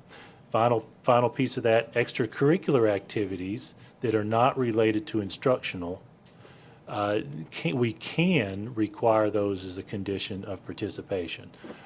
What we try to do, generally speaking, is find a way to cover that with fundraisers for those who just aren't able to pay that. Is there a motion to approve? Mr. Wimberly makes the motion. Mr. Welch seconds. Any discussion, board members? Mr. Galbraith. Thank you, Madam Chair. I would like to ask and voice my objection on an annual basis to these funds being collected. But I guess I would just like to ask is if we have the opportunity to get any additional funds from the state, if you would consider removing this line item or at least removing these fees as a revenue source, and because we hopefully will be getting that sometime soon, and in addition to more than likely paying teachers more, as well as probably providing some additional positions that we don't have available. I would really like to let the parents keep this money, and more than likely they are going to put it back into the PTOs, and it will still be able to benefit our schools. So I think there's an opportunity for a win-win here if we're able to be so lucky as to get some additional funding. Thank you. Mr. Hall. Thank you, Madam Chair. I have a question for clarification purposes. With the extracurricular fee assessment, the question was asked if the schools can require a fee on top of the existing fees to supplement for things that may not fall under exactly like a uniform requirement, but might still be required for the sport. So thank you for the question. The short answer is we cannot require a fee unless the board approves it. So if there's an example of, let's say there's a $250 fee, and someone, a WCS employee says, you've got the $250 fee plus you are required to pay an additional $100, that is not within our standards. Okay. And more specifically, that's not appropriate under state law governing fees. So the appropriate thing to do in that case would be either to have a fundraiser or ask for it rather than to require it. Okay, thank you. I imagine that would be particularly helpful as parents are considering activities and they think that this is the full cost of entry. It's helpful to have all of that information up front. Well, to your point, most every activity, every extracurricular activity is going to have a fundraiser element to it. Yep. Thank you. Mr. Mitchell. Thank you, Madam Chair. Mr. Golden, just for some additional clarification, as I'm looking at the high school fee schedule, a couple of things. I guess what I'm looking for is the true clarification between what is a voluntary supplement / fee versus a mandatory fee for the extracurricular piece. And so I'm looking at an athletic fee per person per sport, cheerleading, dance, golf, marching band, and then I'm over to the side here, I'm looking at graduation, JROTC, and things of that nature. So can you give me a clear distinction between where I'm coming from is if you have a family that can't really afford it, or it's a burden upon them, what is the delineation between what they have to pay versus what they don't have to pay? And then subsequent to that, what process do we have to identify those families or children that are not participating in something strictly because of their parents' ability to pay it? I'll answer the first part of that and then actually refer to Dr. Royer and Dr. Webb for the last portion of that. And that was a lot of questions, and I don't know that I articulated it very well, but. Well, we'll see if we can get the gist of it. I know the heart of your question. Any fee, voluntary fee, is voluntary if it is related to a particular course and what's necessary to get the credit for that course during the regular school year. So that's the standard for purely voluntary. Any extracurricular activity that is not related to getting credit for a course could be a fee that is required as a condition of participation. So let me give you the best example I can. You can take a band course, and if there's a fee for that, that's exclusively voluntary. If you choose to participate in marching band, which is exclusively extracurricular, then you could be required to pay that fee. So I think of this from a flow chart. You've got those two pieces. So let's step away from the course part and go to the could require. You've hit on the next piece of that flow chart, which is, generally speaking, we're not going to require the fee because we have enough support from our families with fundraisers, et cetera. With that, I would like to turn it over to either Dr. Royer or Dr. Webb, whichever of the two of you wants to speak to it, related to how we make sure that we're serving all our students and giving them even those extracurricular opportunities. Dr. Webb, excuse me. Go ahead. Thank you. Thank you for the question, Mr. Elliott. It is a passion of ours to ensure that every student has the opportunity to participate in things they want to participate in, and in regards to those required fees, find a way to help the students with these required fees, whether it's extracurricular or part of the academic day. Our school counselors and our extracurricular coaches are the way currently, for the most part, that we're finding out about students who wish to participate in something or have a required fee that they're unable to meet the expectations on, and we work with those individual families. We also have ways for knowing within our campus, our counselors with full confidentiality certainly know those families who are struggling within their caseload, and can make those connections for coaches if the coaches aren't already aware. And then we work to ensure that every student within all realms possible have the opportunity to participate. So I want to put kind of a holistic description of this. The conversations we have with our administrators and our coaches is, if you want to do blank, you know how much it's going to cost, and you look in the aggregate to see if you have have enough money to do it, whether from fundraisers or from fees. If you have enough money, you've got a chance to do it. If you don't have enough money, you're not going to do it.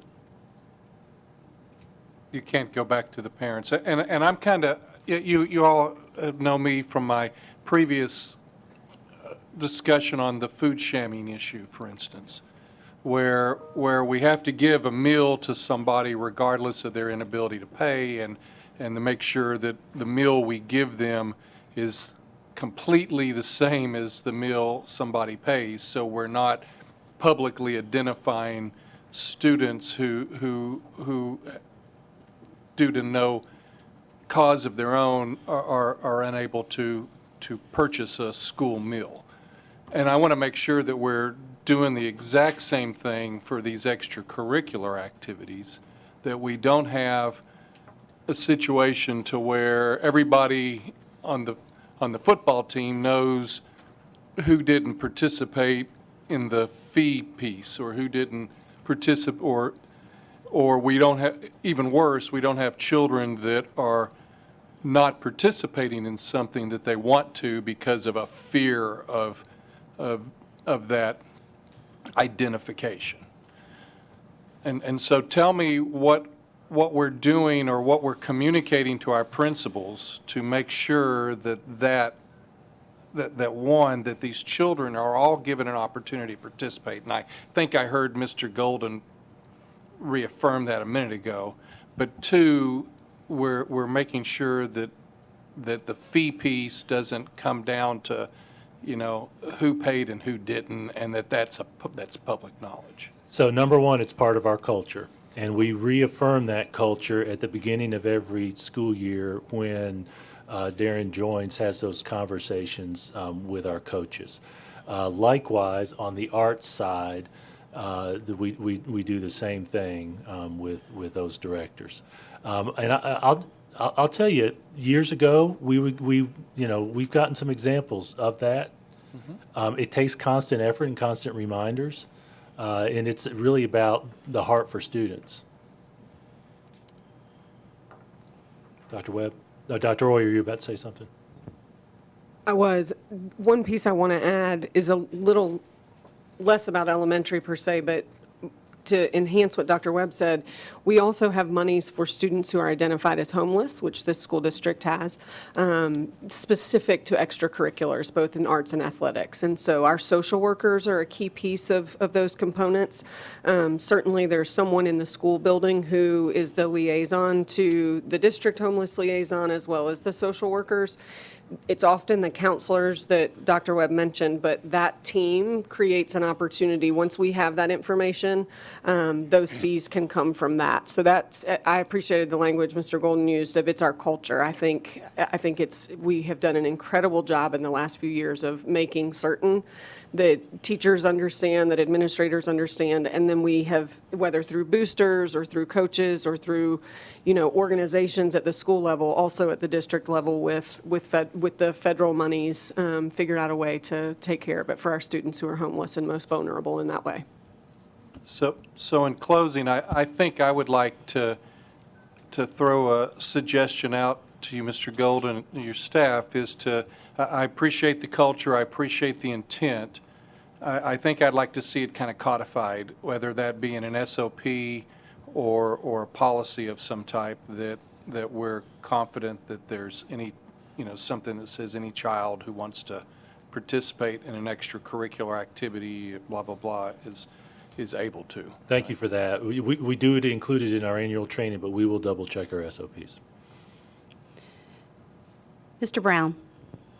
Thank you, Madam Chair. So two-part question.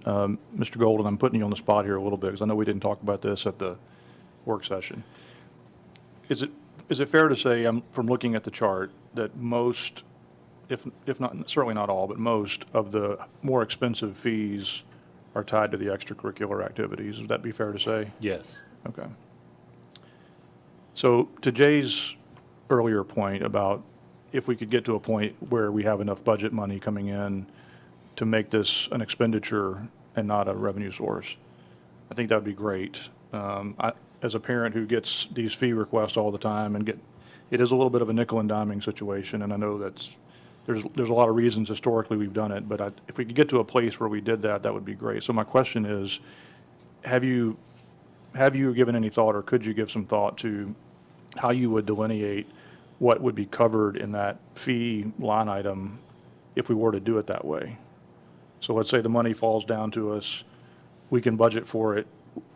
Can you think through, maybe for the next work session or next board meeting, which items you would feel comfortable recommending be part of being covered by that expense, and maybe which ones you would say might fall outside that expense? Are you asking which of these items, are you asking us to consider eliminating some of the items on this particular list? Not eliminating necessarily, but I guess maybe the better way to ask it is, are there some of these things on here that you would say you would not be comfortable covering in that budget item that would be deemed strictly extracurricular and not something that the district would need to pay for out of its own budget? That the parents would continue to need, students would continue needing to fund that, or parents would, and then assistance could be provided if needed. I think we'll be able to speak to that during the budget time. Yeah. I will speak generally. Extracurricular funding is pretty minimal from from us, and that's a long-standing Tennessee thing, and we're no different. Yeah. There have been times that the WCS School Board has asked for us to look for additional sources of revenue. That has not been discussed in the last few years, but we look at our revenue sources in the aggregate and look at our expense request in the aggregate and end up having to drill down and cut specifics before we bring a budget to you. If we have an elimination of a revenue source, then I anticipate that would carry with it a commensurate reduction in the expense requests we take to you. That's just generally speaking. But to your point with extracurriculars, for sure we can. Yeah, we haven't talked about this recently in part because of the last 2 years. I'm trying to remember the exact number.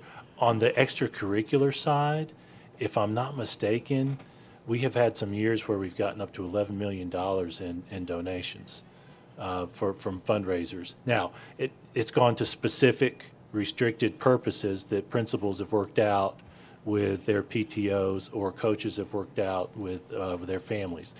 We couldn't do it. We couldn't do what we do without parent support. Right.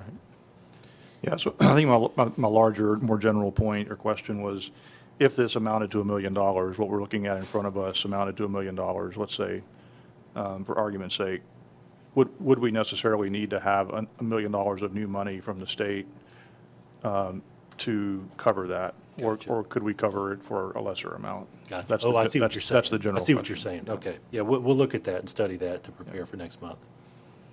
So, Mr. Welch, I'm going to pop in here for a minute and then take your comment. But I do want to say, Jay makes his annual statement about fees, and then I make my annual statement about fees, which is, I think school fees, I wish we didn't have to have them, but I think it's absolutely the fiscally conservative and responsible thing to do so that people who actually participate in the schools pay these fees and they aren't a burden or an additional cost to taxpayers, particularly retired people in this community. And regarding some of this opportunity for all students to participate, Mr. Mitchell, there are some leading edge practices.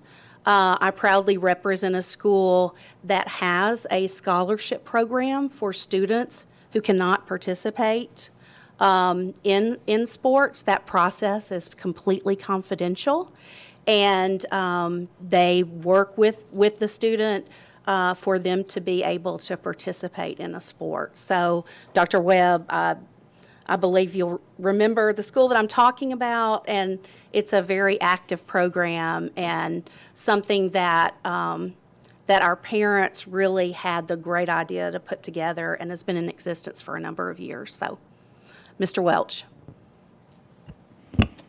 Thank you. And Nancy, you stole some of my thunder on that, which I'm glad to hear. I agree it would be wonderful if we had the funds where we didn't have to do this, but the fact is we do not have that money in order to do it and to sort of try and put this on the PTOs. As someone who served on the PTO Executive Board for 3 years. Nancy, I know you were president of the PTO. Angela, I believe you were as well over at Fairview. I think we can all speak to just the amount of effort that goes into this. And I encourage you to go ahead and serve on a PTO board if you think there's excess funds and capital to be raised there. Those moms and dads, mostly moms, are raising about all they can with that money. And so if we take it away, it has to be made up somewhere. It's just not there. And that somewhere becomes the kids go out and sell more cookie dough, or I've bought tubs of cookie dough over the years, or they sell more coupon calendars or everything else. And that pulls them away from practice and the time and the teams and their homework and everything else that way. The simple fact is we are not a money flush school district. There's an organization that has accused us of that, that's also taxed our curriculum and has suggested we're flush with funds. But the fact is, Tennessee is 46th in the nation in what it spends on public education, and we are in the bottom half of Tennessee. So we are in the bottom half of the state that is about 46th in the nation. And I think we give, what, about $2,500 for sports across the board, if I'm not mistaken, Mr. Golden, per school, about that for athletic field maintenance. On our funding, it's a little bit more than that, but that's close. 2,500, 3,000, that's across the board for all sports. So again, this is a voluntary fee. This is not a requirement. There's no shaming that's done in it. If you can't do it, if you just don't want to do it, there's no child that's restricted from this. And our parents do step up and do this, and along with Nancy, I've seen that very close hand, worked on that very close hand, worked on a lot of events close hand, from being wrestling tournament directors and Lucky Mutter board. I know that brings up a sore point for you, Mr. Golden, that particular memory. But there's a lot of effort that goes in there. And even if we did want to make this up with other funds, frankly, I think there's an opportunity cost there as well. Is this the number one thing that, if we did get an additional $1 million or something like that, is this the number one thing that we would want to go to and spend it on? And I'm just not sure that that is the case. So if we want to talk about the revenue side, we should, and that's great. And I think we should use some political capital and get out there and do that. When there was a sales tax issue, I would challenge everyone who kind of went out there and put effort behind that and went and talked and put themselves on the line. If this is what you want to do, those are the opportunities to do that. But to just simply say, let's take this revenue away from the teachers and the coaches and everything else who need that without having a plan in place for how we're going to make it up, I think it's a little bit irresponsible, to be perfectly blunt. So I appreciate the sentiment, I support the sentiment, but it's definitely a needed volunteer opportunity that we request, and frankly, I think a lot of our parents are happy to do that. I know I certainly was. Mr. Galbraith? Thank you, Madam Chair. Just to answer Mr. Brown, and I wasn't clear this year that my particular issue is not the fees themselves, but it's the fees associated, it's the non-required fees associated with academic classes, and so I wouldn't expect or ask to offset anything else even if I had my way to apply some extra funds. And to Mr. Welch's point, the additional, I mean, my hypothesis is that we would actually net raise as much money. So yes, we wouldn't have a revenue source, but the people who are going to give, who are nickeled and dimed, it's just like the invest campaigns that people raise. We actually increase the amount of money that we raise when we just ask one time for an amount and they give it, rather than feeling like they have to pay. They're paying more money because they're being nickeled and dimed for these things. Where I think the net total that we raise through these fees and the PTOs could actually go up but just more money funneled to the PTOs that can handle school fundraising that way. So that's it. Thanks. Thank you, board members. I see no further discussion. If you'll please cast your votes for the approval of school fees.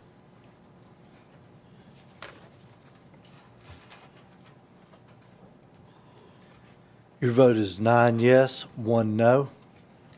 Thank you. Our next item is approval of the Encore Summer 2022 Enrichment Program fees. Again, another annual agenda item. Mr. Golden. Thank you, Madam Chair. This is one of the non-curricular fees for those who would like to participate. And Dr. Roy, you may cringe when I say this, but I equate this as close as I can to summer camp. Okay, you're good with that. It's kind of those fun summer activities. We have made sure that the schedule for this is stretched to July, so that it doesn't conflict with what's going to be year 2 of the state summer school program, which they actually call summer camp. We do recommend your approval of the fees to make this a self-funded program for this summer. Is there a motion to approve? Mr. Cash makes the motion. Mr. Mitchell seconds. Any discussion, board members?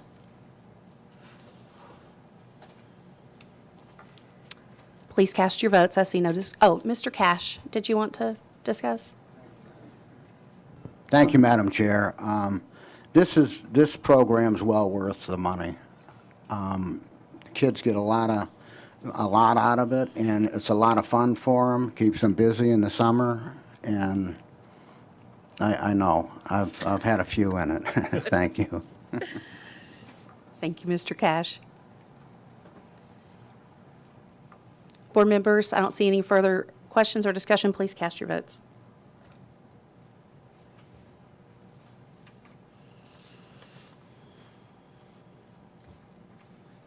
Your vote is 10 yes, 0 no. Thank you, board members. The next item is a school board policy for first and final reading, which is policy 1.703, school attendance areas, zoning, and non-resident students. Mr. Golden. Thank you, Madam Chair. After a lot of discussion about a new state law regarding open zone schools, we went back and studied our policy, knowing that the new state structure, which has the potential to just last for 1 year, by the way, it includes a lottery if the maximum available seats have been reached at any particular school. So because of that, we've come back to you with a request that we modify our existing board policy in one way, to move the deadline from May 15th to April 15th so that our staff has time to process the out-of-zone request after that lottery structure is done. To the point I made earlier, there is some pending legislation. We don't know where it's going to go because there's been a lot of discussion across the state about some concerns over the logistics of the new law that's in place this year. So we do recommend approval for now of this one change, knowing that depending on what happens at the state in the next few months, we may be coming to you with a more deeper review of this policy. So board members, this request does meet policy 1.600, policy development and adoption regarding the first and final reading. Ms. Osbrooks, is that correct? Yes, that is. Board members, we do have in policy that you can waive the second reading and take immediate action to adopt a new or revised policy. Board members, is there a motion to approve? Mr. Hall makes the motion to approve. Is there a second? Mr. Galbraith? Mr. Haw, discussion. Thank you, Madam Chair. I would just move to waive the second reading of this policy and approve this policy at first and final reading. Mr. Galbraith. Thank you, Madam Chair. Mr. Samuels, do you, any update as far as the number of requests that we've received and kind of how it relates to prior years?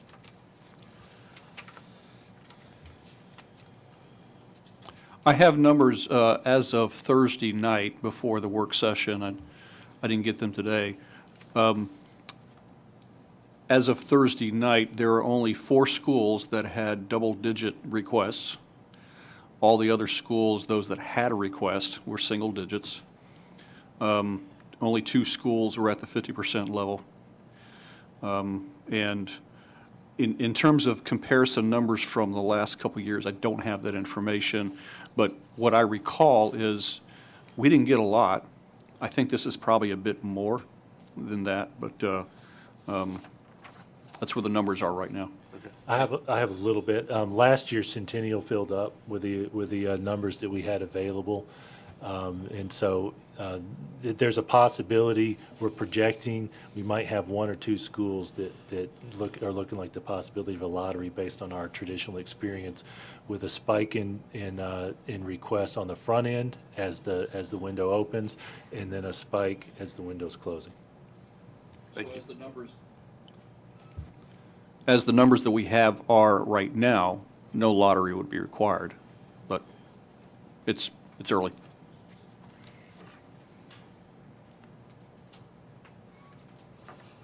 Board members, I don't see any other further requests for discussion. Please cast your votes.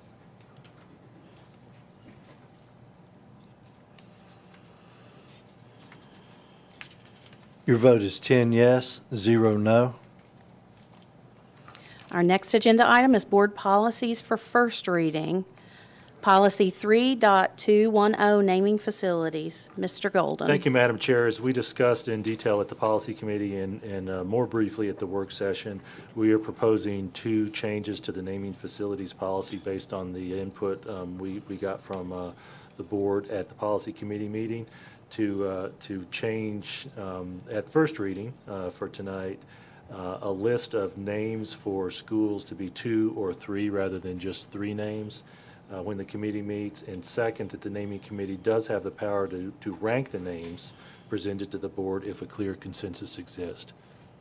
So we recommend approval on first reading of this policy. Is there a motion to approve? Mr. Wimberly and Mr. Haw makes the second.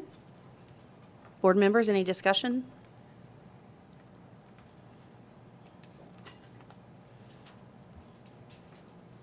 Shocked to see there's no further discussion. Board members, please cast your votes.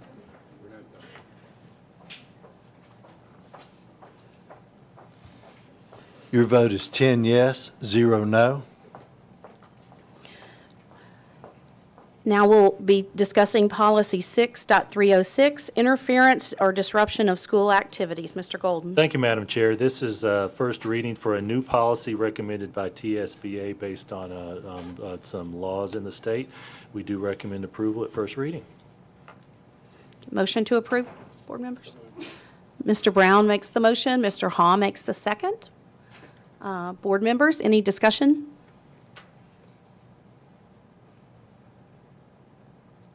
I see no request for discussion. Board members, please cast your votes.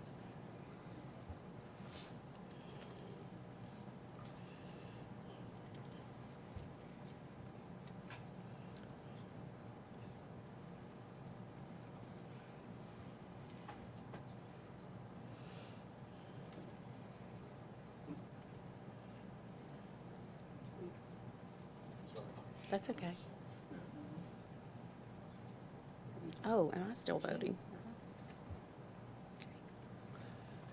Your vote is 9 yes, 0 no. Thank you, board members. The next item is policy 6.500, student receiving special education services. Mr. Golden. Thank you, Madam Chair. Likewise, this is a recommendation from TSBA based on a change in the law. We do recommend your approval on first reading. Is there a motion to approve? Mr. Welch makes the motion, a second. Mr. Brown makes the second. Board members, any discussion on this item? I see no requests for discussion. Board members, please cast your votes.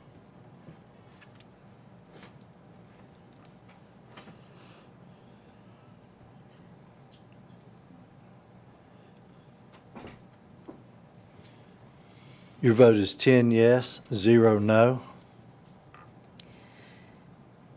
Thank you, board members.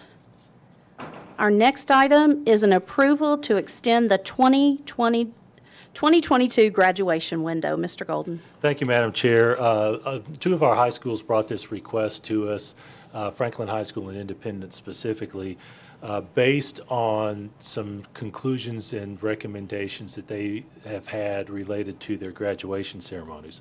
Our current calendar this year has the graduation window from Friday to Sunday.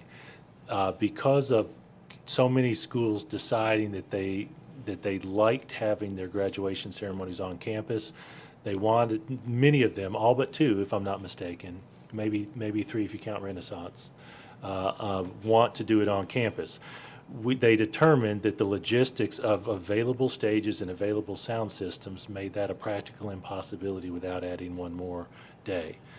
Franklin High School and Independence High School gave a save the date back in mid-January to their families in the hopes that you would approve this so that they could have those ceremonies on Thursday after the school calendar. The current year's calendar, next year's calendar that you have already approved actually has Thursday in it. But we did not have that foresight back when this current year's calendar was prepared for this possibility. We do make that request of you. Recommend approval. So you said recommend approval? Yes, ma'am. Okay.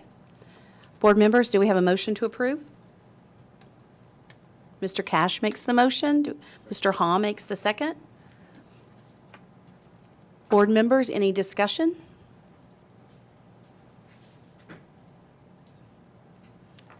Please cast your votes.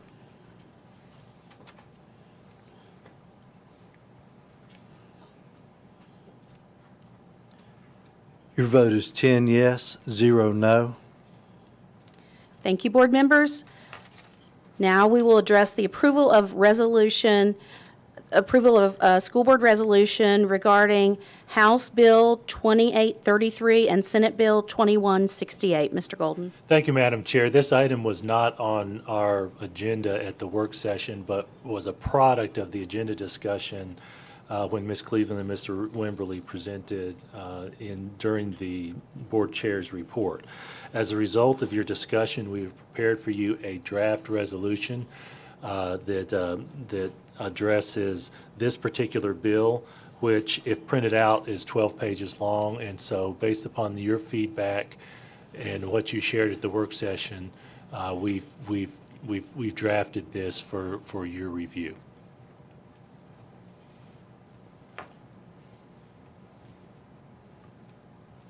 Mr. Golden, do you want to provide a quick recap? Sure, I'll give a little bit of detail. I also, Ms. Cleveland, do you want to speak?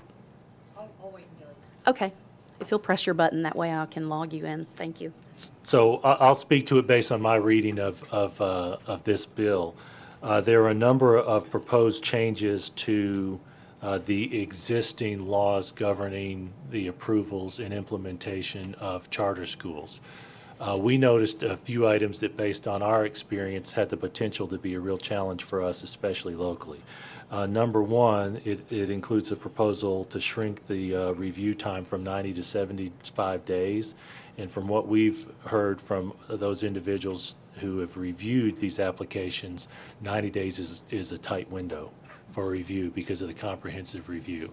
Second, the bill allows for charters to opt into using a school facility that has less than 50% used capacity for student instruction. For us locally, that has the potential to be a problem, especially as we grow. As we open a new school, we may hit a window of time, especially early, where a school is not at 50% capacity, but is growing. And we project that it's possible that this draft legislation did not contemplate the potential impact of this on fast-growing districts. And then finally, the third reference there, funding changes related to facilities use. We know, based on what the State Department of Education has shared, that the new funding formula that they will be considering this year has some provisions for charter schools, especially related to capital. And so we added in this draft for you all to consider that making a substantial change this year is premature without knowing the impact of whatever they do at the state level with the funding model. Thank you, Mr. Golden, for that further explanation, given that this wasn't on our work session agenda. I've been advised by our attorney to ask for a motion and a second, and then Ms. Cleveland, you make the motion? Okay, is there a second? Mr. Welch makes the second. Board members, let's move into the discussion phase. Ms. Cleveland. Okay, thank you very much. And just to let you know, this is a Tennessee School Board Association on their opposed list. They are advocating against this. And then one other portion of the bill that has not been mentioned, of course, again, this is to give us all local control for charter schools and not let it to the state. There's another part of it that also says it enables charter operators with at least one approved school that has been in operation for at least a full school year can bypass local school boards and go straight to the state for approval to expand another part of the bill and force to expand. So they can, so if they have one charter school and there's another like charter school focused on the same academics or from the same organization, that they can bypass us and just move into another charter school. So that's also part of the bill. Mr. Brown? Thank you, Madam Chair. And maybe that's, so if you look at the second whereas clause, the last phrase there, or last line says, and other provisions reducing local LEA decision-making. So Sheila, I'm guessing that one of the things that references is what you just said, right? Are there other things that would be worth pointing out that fall under that other provisions line? Ms. Cleveland, just a moment, please. There you go. Thank you. That's a good question, Mr. Brown. Yes, there are, and I don't have the list, but these are the key major points. There's like you said, quite a few items in that, but these are the key points that pretty much our resolution is more to get the gist out to the legislators that we need the local control. But I will be happy to send you the rest of the summary bill if you'd like. That'd be great. Can I ask again a follow-up? Is there any, maybe a question for Mr. Golden, is there any scenario in which any of us putting this resolution forward prejudices or compromises the current review that's happening with the applications? My reading is no, because we are applying the current law to that, Okay. and this proposal would not take effect this year. Okay, thank you. Mr. Galbraith?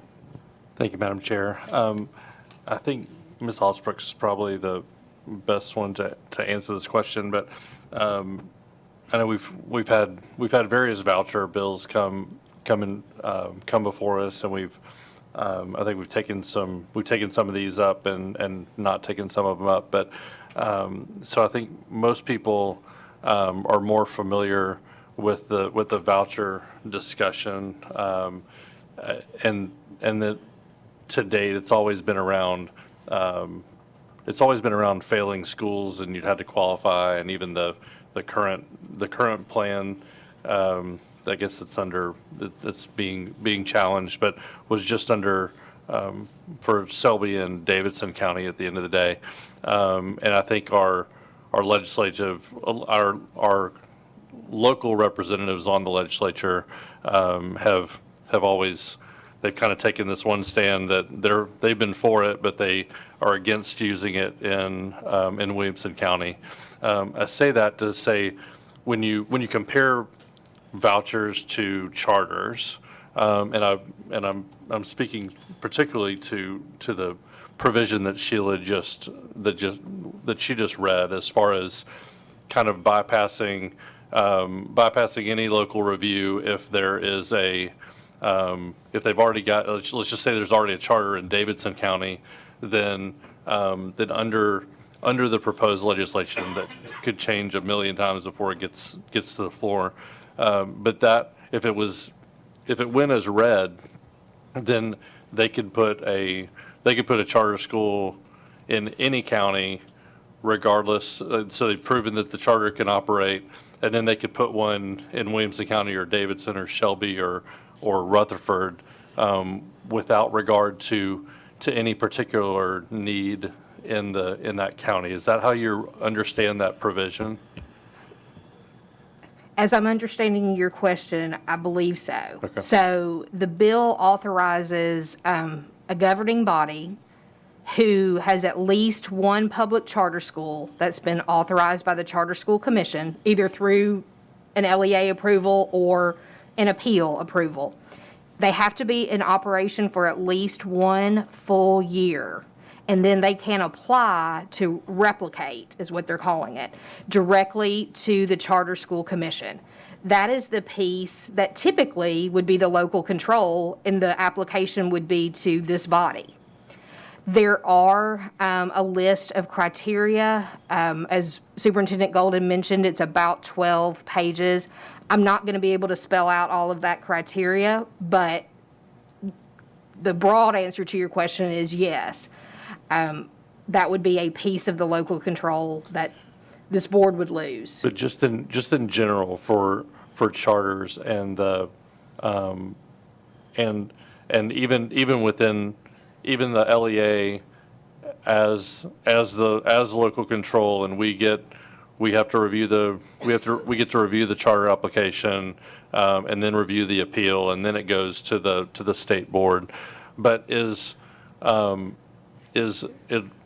there anything regarding requirement to prove that there are failing schools or some other kind of criteria that in order to show the need for a charter, just based on the state rules regarding charters?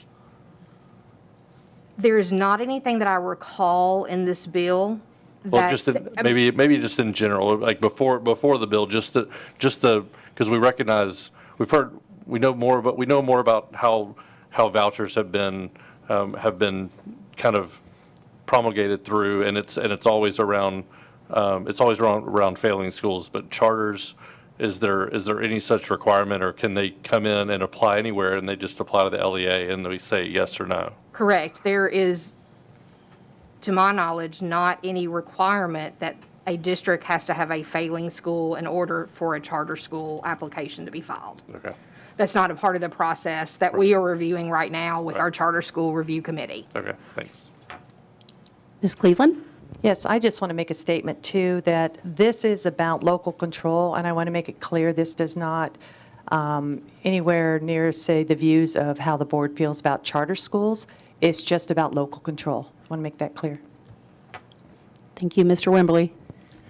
Isn't it a kind of a fundamental tenet of charters that they've got to demonstrate that they can provide something that we can't provide? It's not necessarily because of a failing school, but if they say they can do something that we're not already doing and convince the school board and perhaps the state.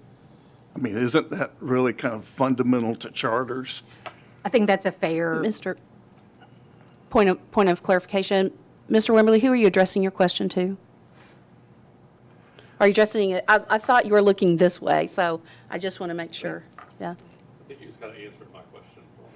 I think he was.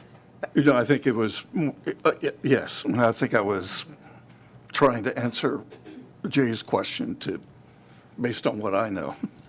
Thank you. Well, and Ms. Osbrooks did speak to that. That's my understanding of it as well, that it's a combination, and again, I'm speaking big buckets, of a service that's not provided plus the logistical capability of achieving it. Thank you. Mr. Galbraith? So, Mr. Wimberly, I agree. I think and the reason why I'm for, I mean, I think to Josh's point, the local control piece in that second whereas kind of covers this, but to me, one of the most troubling provisions in these bills is the fact that they could, once they prove that they have a need, that they could meet a need in Davidson County, then presumably the same need exists in Williamson County and Rutherford as well, and they just place a charter here without having to evaluate whether they can provide something that we can't. So that's kind of where I was trying to figure it out. Mr. Brown? Yeah, I mean, I'm absolutely supportive of making sure we reinforce the local control piece of this.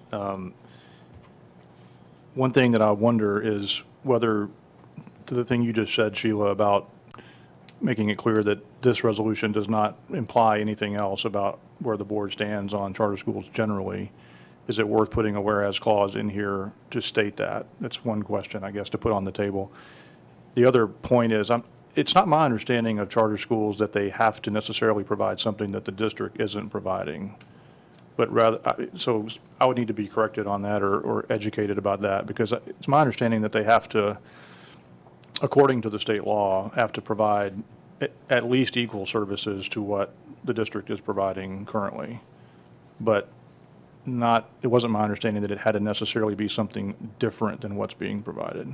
But I could be wrong about that. So how would we want to take up that first question about adding something? Is it the will of the board to do that?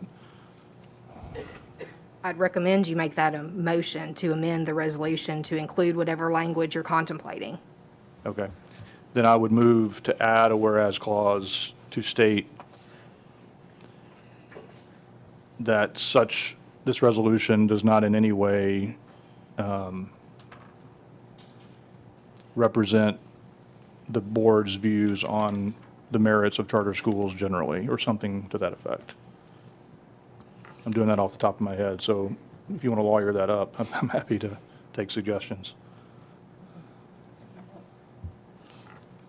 So there is, and that's a motion? That's a motion, Okay. yes. Motion to amend.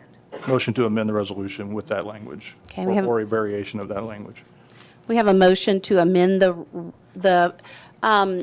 Tim and Brian, can you please put it back on the screen? Thank you, that would be helpful, I think. We have a motion to amend the resolution with a whereas that states that this is, and let me see if I'm paraphrasing correctly, that this is about local control of the charter school decision. Mr. Brown, is that an appropriate paraphrase? That's the intent of this board to emphasize the importance of local control, and that this resolution does not necessarily represent the board's views on charter schools generally. Something to that effect. Do we have a second? Ms. Madam- Cleveland seconds? Ms. Cleveland seconded, but Madam Chair, for clarity's purposes, where would you like it placed? I have a thought, but I'd like to defer to you first.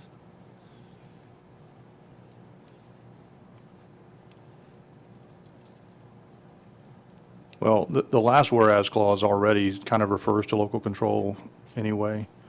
So maybe keeping what's there and just adding a second phrase or a second clause to that whereas clause that just references the board's stance on charters generally and strikes the local control language, because it really is already there in that last whereas clause. So whereas the proposed legislation reduces local decision-making on issues that are best made by local elected bodies with knowledge of local conditions, and maybe add another whereas clause, and whereas this resolution does not necessarily represent the board's position on charter schools generally. Something like Add a that. whereas after After as the last current, whereas. as the last whereas, yes. Mr. Welch? May I suggest something along the effect of, whereas this legislation, this resolution, the board takes no stance, positive or negative, on any individual charter schools or charter school applications, and doing it that way. I think that captures the spirit of what you're looking for, if I'm not mistaken.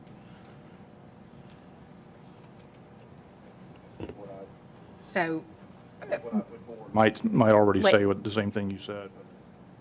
Sorry, Ms. Osbrooks. I'm so sorry, Mr. Mr. Brown, Welch, I'll are get you to you. wanting to amend the language that is on the floor?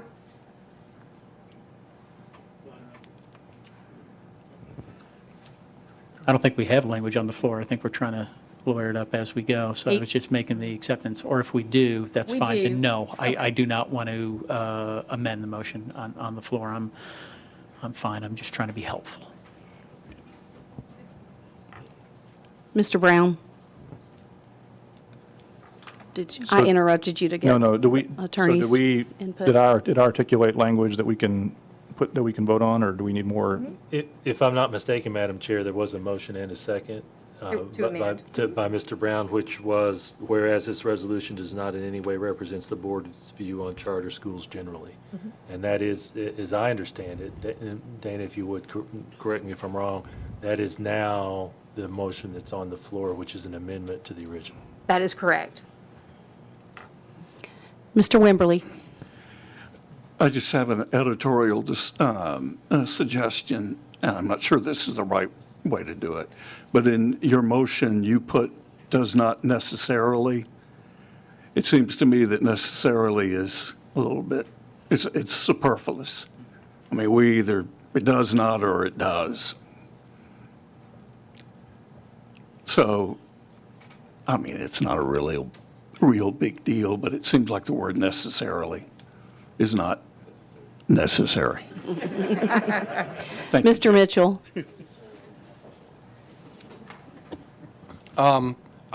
I guess my edit here is on where that additional whereas is placed. I think I would recommend that we put it above the last whereas, so as the point of the resolution here is the last item, the last argument to be made in the resolution, that it's all about local control and not our position on charter schools. So I would offer up that we put it as this additional statement as the next to the last whereas as opposed to the final one. Mr. Brown?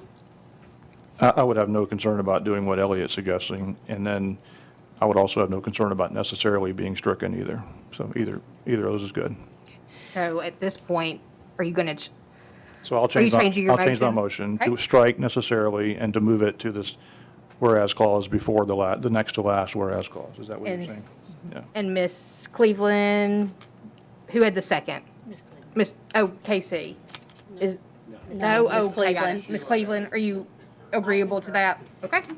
Ms. Cleveland concurs with those changes. I'm going to ask Mr. Golden to read that for clarity.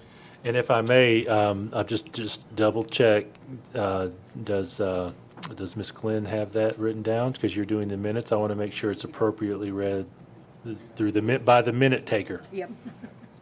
So I have a motion. Lydia, just a moment, please. There you go.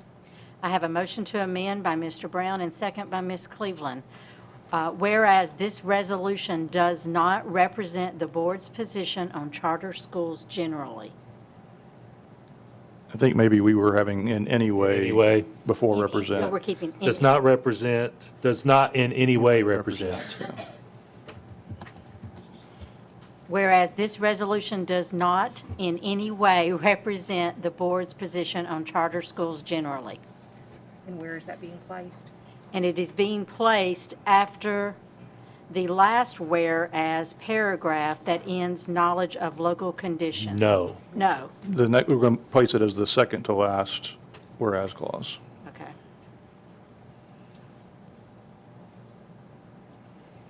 Mr. Haw? Do we have a superintendent recommendation on this? I do recommend approval of this change. Okay, board members. If there's no further discussion, please cast your votes. For the Voting on the amendments. Just the amendment. Thank you.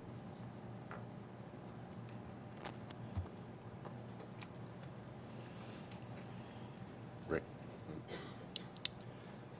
Your vote is 10 yes, 0 no. Okay, so the amendment is approved, and we're going back to the original motion. The approval of the resolution. And staff recommendation is? As amended?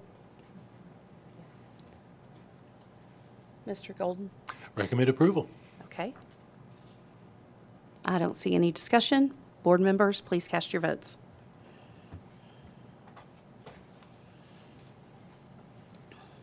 Your vote is 10 yes, 0 no. Thank you, board members, and thank everyone for taking the time and being careful about making sure that we got that recorded into the minutes appropriately. Our final agenda item for tonight is the appeal of the reconsideration committee decision. Mr. Golden. Thank you, Madam Chair. As the board knows from the discussion at the work session, the appeal of the reconsideration committee decision is on for your review. We spent a good bit of time discussing a number of issues related to it, and certainly want to let you all know that the floor is open for any motions you'd like to make related to it. Do we have a motion to approve? Mr. Haw, do we have a second? Ms. Cleveland seconds. Have a number of speakers, so let's move to discussion. Ms. Cleveland? At this point, what's the motion? You just said that we could make any motions, or are we moving to approve the committee's recommendation? Is that the motion? That's what I heard from Mr. Hall. Yeah. Oh, okay. Thank you for clarifying. My first speaker was Ms. Cleveland. Thank you, Madam Chair. As those have heard me speak before, and I'll probably I'll be stating this again, that I believe parents are also the mentor and teachers, and kids look up to their parents for directions of thoughts and opinions about the world around them, while teaching them to respect those who have different beliefs than they do. WCS teachers are well-educated and professionals. Over 50% of our WCS teachers have 10-plus years of experience. I'm a little disappointed in those in our community that have lost faith that our teachers are not capable of recognizing sensitive issues in the curriculum and are not confident that they can teach appropriately.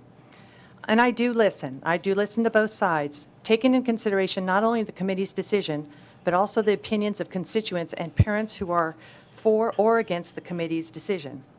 I also realize that state-mandated curriculum, someone will find something wrong about it and it to be omitted. I mean, that is a known fact, that there's always going to be something somebody doesn't like. We do have a process based on policy, and a committee was formed. And as a side note, the board did touch base on taking another look at the policy because we've never had this situation come up before in the reconsideration process.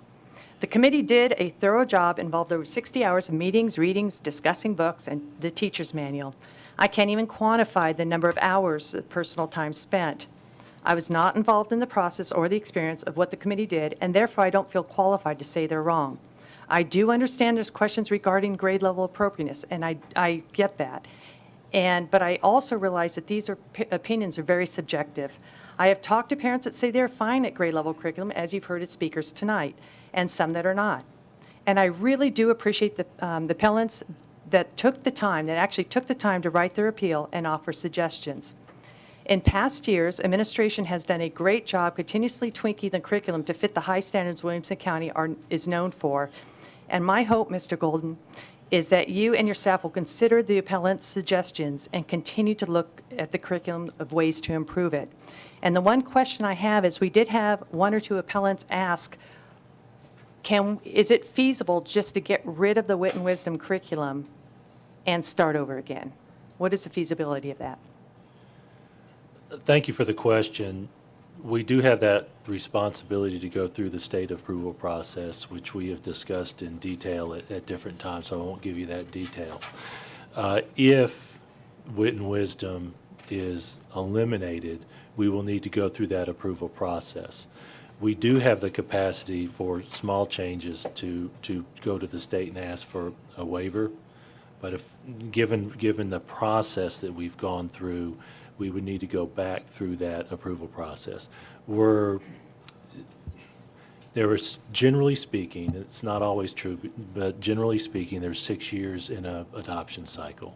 There have been some exceptions with COVID where other curriculum has been pushed a little bit. So we're in the second year of a 6-year. We would need to go back through that process for the remaining portion of that cycle. Thank you. Mr. Mitchell? Thank you, Madam Chair. I appreciate Ms. Cleveland's comments. I agree with them. I'll make the point, too, that no curriculum is perfect, and that I agree with Ms. Cleveland's request that we continue to look for ways to improve this one, given the concerns. I think there has been a couple of things brought to light here. One is the fact that I think our process and policy was written with an idea of a focus on individual items and not a more broad review of a whole swath of curriculum. And so maybe we need to look at how that process can be adjusted to support that. I think the other thing that has been brought to light that I believe needs to be adjusted and looked at is the opt-out process for children, assisting children that have opted out, and making sure that they're not just put in a library and self-directed, especially if depending upon the ability of that child to be successful in that type of environment. So I encourage us to go back and look at how we can continue to accommodate both the people that opt out as well as the larger process when we have a request to review an entire swath of curriculum, as opposed to maybe one specific item in it. But I support the motion. Thank you. Mr. Cash? Thank you, Madam Chair. You know, this whole process from the get-go was rushed through. And for us to think that parents are blaming the teachers, that's wrong. We're not. There's been so many emails and correspondence that I've had over this whole process, and parents are thanking the teachers and principals because they've really worked hard to accommodate students that opted out. I mean, we've got 30 students in one school that opted out of a book, and I believe the principal's teaching it. So, no, this is in no way looking at bad teachers or bad principals. What I mean by rushed through is we didn't even have all the textbooks in the beginning of 2020.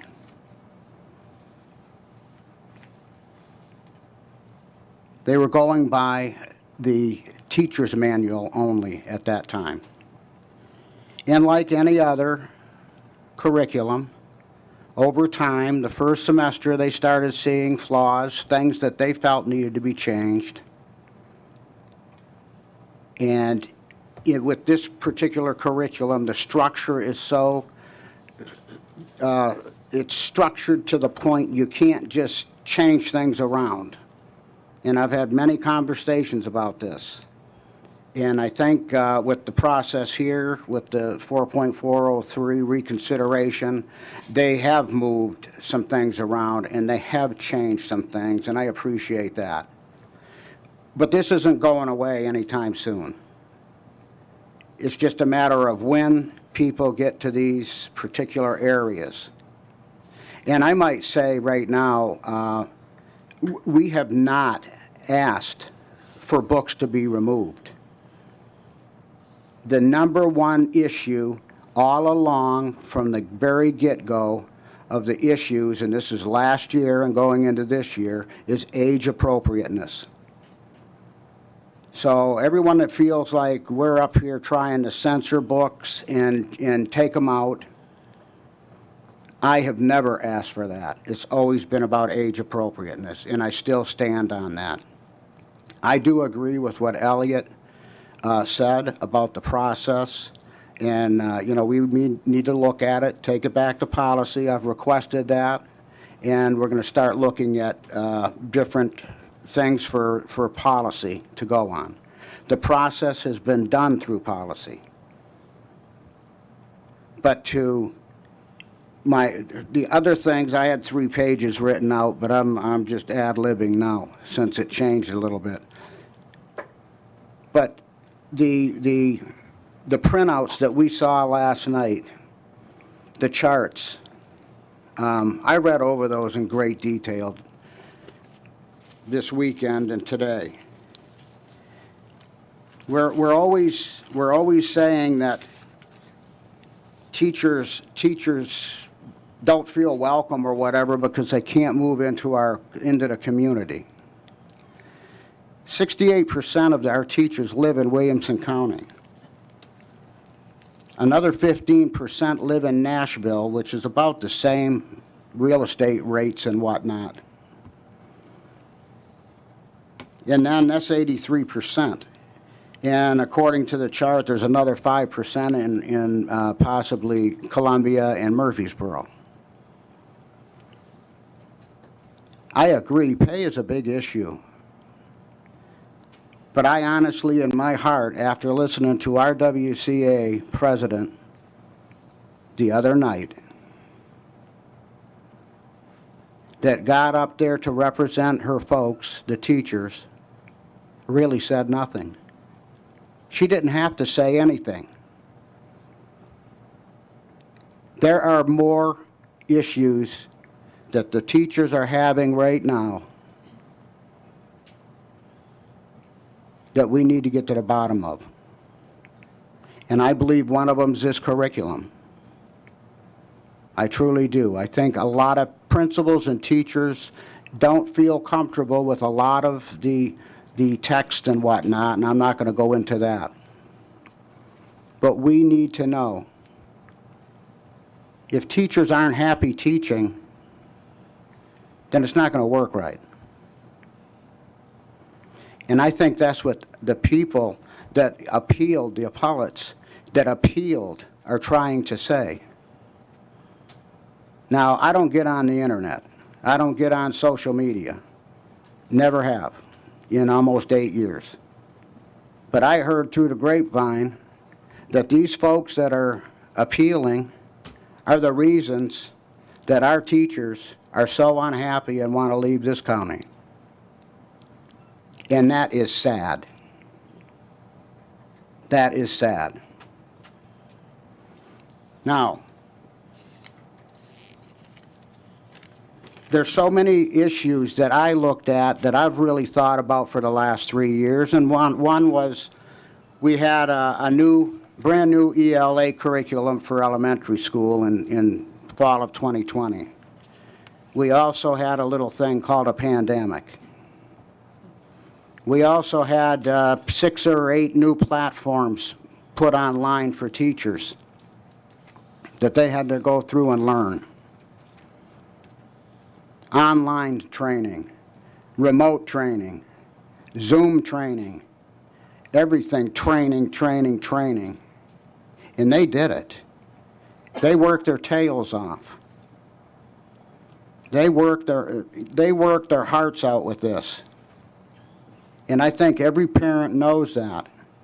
Our parents appreciate our teachers and principals, because we can sit here and make policy just like we changed some few things tonight, all we want. But don't forget, the rubber doesn't hit the road until it gets to that principals and the teachers. The other thing is, with a change in curriculum, there is going to be complaining, one way or the other. And who gets the complaints? The teachers and principals. And they try their best to handle it. I always tell folks when I get calls, well, I called the principal and whatnot, and I said, well, you know what? The principals are going by guidelines set by central office. So the next step would be you need to notify this person, or this person. It's called the chain of command. Always have done that. That way they're being represented. But one bullet point on the chart was that social media and terrible emails, and the community doesn't like them, and the other one was scrutiny. And I asked the question to myself, I said, okay, scrutiny, let's see. Stress from constant scrutiny. Who, where, and what are you being scrutinized about? And I made reference to those folks that appealed. They were scrutinized all weekend for appealing, for using their right of free speech.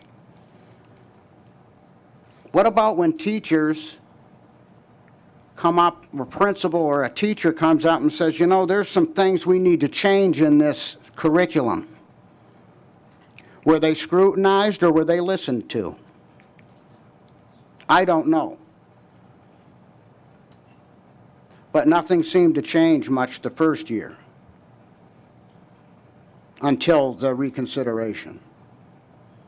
How are teachers being scrutinized? How about parents when they ask, what about the opt-out? The only thing the principal or teacher can say is, well, we're going to have to do this, and we're going to have to put them over here. I mean, you're asking for them to be removed from the class. But a lot of the answers are, you're the only one. I know people that have been asked that, and they say, no, I don't want them opted out. There's hundreds of people out there that are upset with this that will not opt their children out because they feel like, you know what?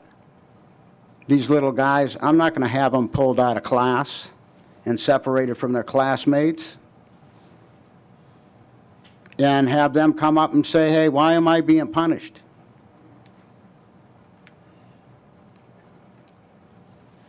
Just over and over. Other things have been, like I said earlier, that's been injected into them. All the training, all the social emotional learning is another thing that's put on teachers. Let me see, I had a list of,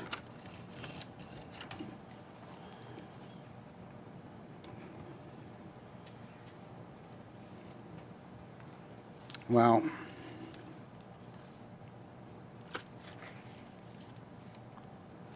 anyhow. But with everything that's been put on teachers the last 3 years, and I've asked this question before, 4 or 5 years ago, how much can we put on teachers? How much more can we put on teachers and have them still give these children 100% instruction? Especially in elementary school. These kids love that teacher. They listen to that teacher. Those teachers hear all kinds of stories, a lot of things they don't want to hear from these kids. They're the sounding board for them. How much more of all the other stuff that's going on can be put on that teacher to do? We got 467 Instagrams a year or two ago. At that time, about social injustice, whether it was LGBTQ or race or, I mean, there was a bunch of things, bunch of different issues, bullying. But where did that end up? We had 17 cases on the books at that time. And what happened with all that? Well, you know what I heard? The teachers weren't writing people up for stuff. They weren't reporting it. The principals weren't reporting it. And we know that's not right, that's not fair. But see, that's what, when people, principals and teachers hear that and like, what else? My heart goes out to teachers, and I will continue to support their pay raises and bringing them up to scale. But I am very interested in a survey of some kind, which brings up all these issues. We need to find out what's going on with teachers. When that president got up there the other night, Leanne White, I don't know if she's still, they're back there, and said our teachers are having a rough time and could not compose herself, and shared with that much compassion, it's more than just pay, folks. There's some issues, and we need to stop and listen to these folks. And we need to do it soon, because we're losing people. We're losing, I noticed on the chart, we're losing our 12 to 30-year teachers, about 10 a year now. That went up. Those are our mentor teachers we're losing. Yes, the process has been done, this is where we're at, but we can't just drop it. It's going to continue. It's going to continue. And there'll be more and more complaints maybe and possibly fixes in the schools. Thank you for the long presentation, but I worked hard on it. Thank you, Thank Mr. you. Cash. Our next speaker is Mr. Galbraith. Thank you, Madam Chair. So I want to say thank you to everybody who spoke tonight and everybody who's come out and had really good exchange of ideas and sharing. I think the complainants and those who took the time to appeal, and for me it's never about when somebody comes up and has it has an issue, and Dan talked about the chain of command, and really what we do as board members is kind of guide them through that process and make sure that they get access along the way to the people who can do something about that. In this case, everything was done correctly. To Dan's other point, it was a little bit later. I think there were some complaints made, and it took a while to kind of figure out how for everybody to figure out how to kind of point these people in the say what you're really requesting is a reconsideration of the materials, and so it materialized. I really think Casey and all the educators on the and the PTO representative on the committee. I mean, you guys did a lot of work, and to me it validates the concerns, and a lot of their concerns the committee validated, and they recognize the kind of the immutable truth that we were not going to be able to rip and replace the curriculum, but I think you're recognize that the curriculum is not perfect. There probably wasn't one out there that was, and we would have probably, I think in going forward, we're probably going to be looking at, in 5 years, we're probably going to really look at the curriculum more stringently than we had before. I think it's the combination of the fact that this is not just an ELA curriculum now. It's social studies, and it's science, and it's arts. It's everything, and I think I think that was part of the appeal to the teachers. It's definitely, I get it. It's more interesting than just reading See Spot Run.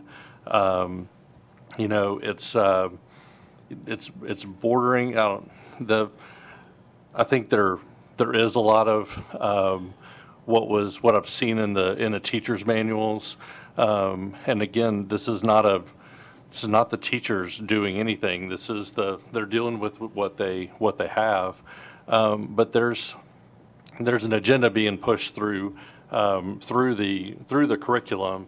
I think we're doing the best that we can to make sure that our teachers, and I don't mean to say that our teachers are, but if they did it as written, then they may well be.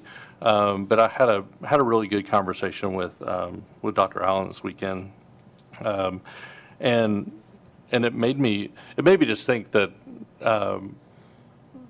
our teachers are being pulled in a number of different directions. I appreciate Mr. Golden and the effort to kind of list some things that they can take off their plate. But I have a daughter who's in college, wants to be a teacher, and it's I mean, as we talk about it and the things that she's seeing as she's kind of been in the schools, I mean, just all the things, from IEPs to paperwork to computers and, I mean, just differential instruction. There's so many things.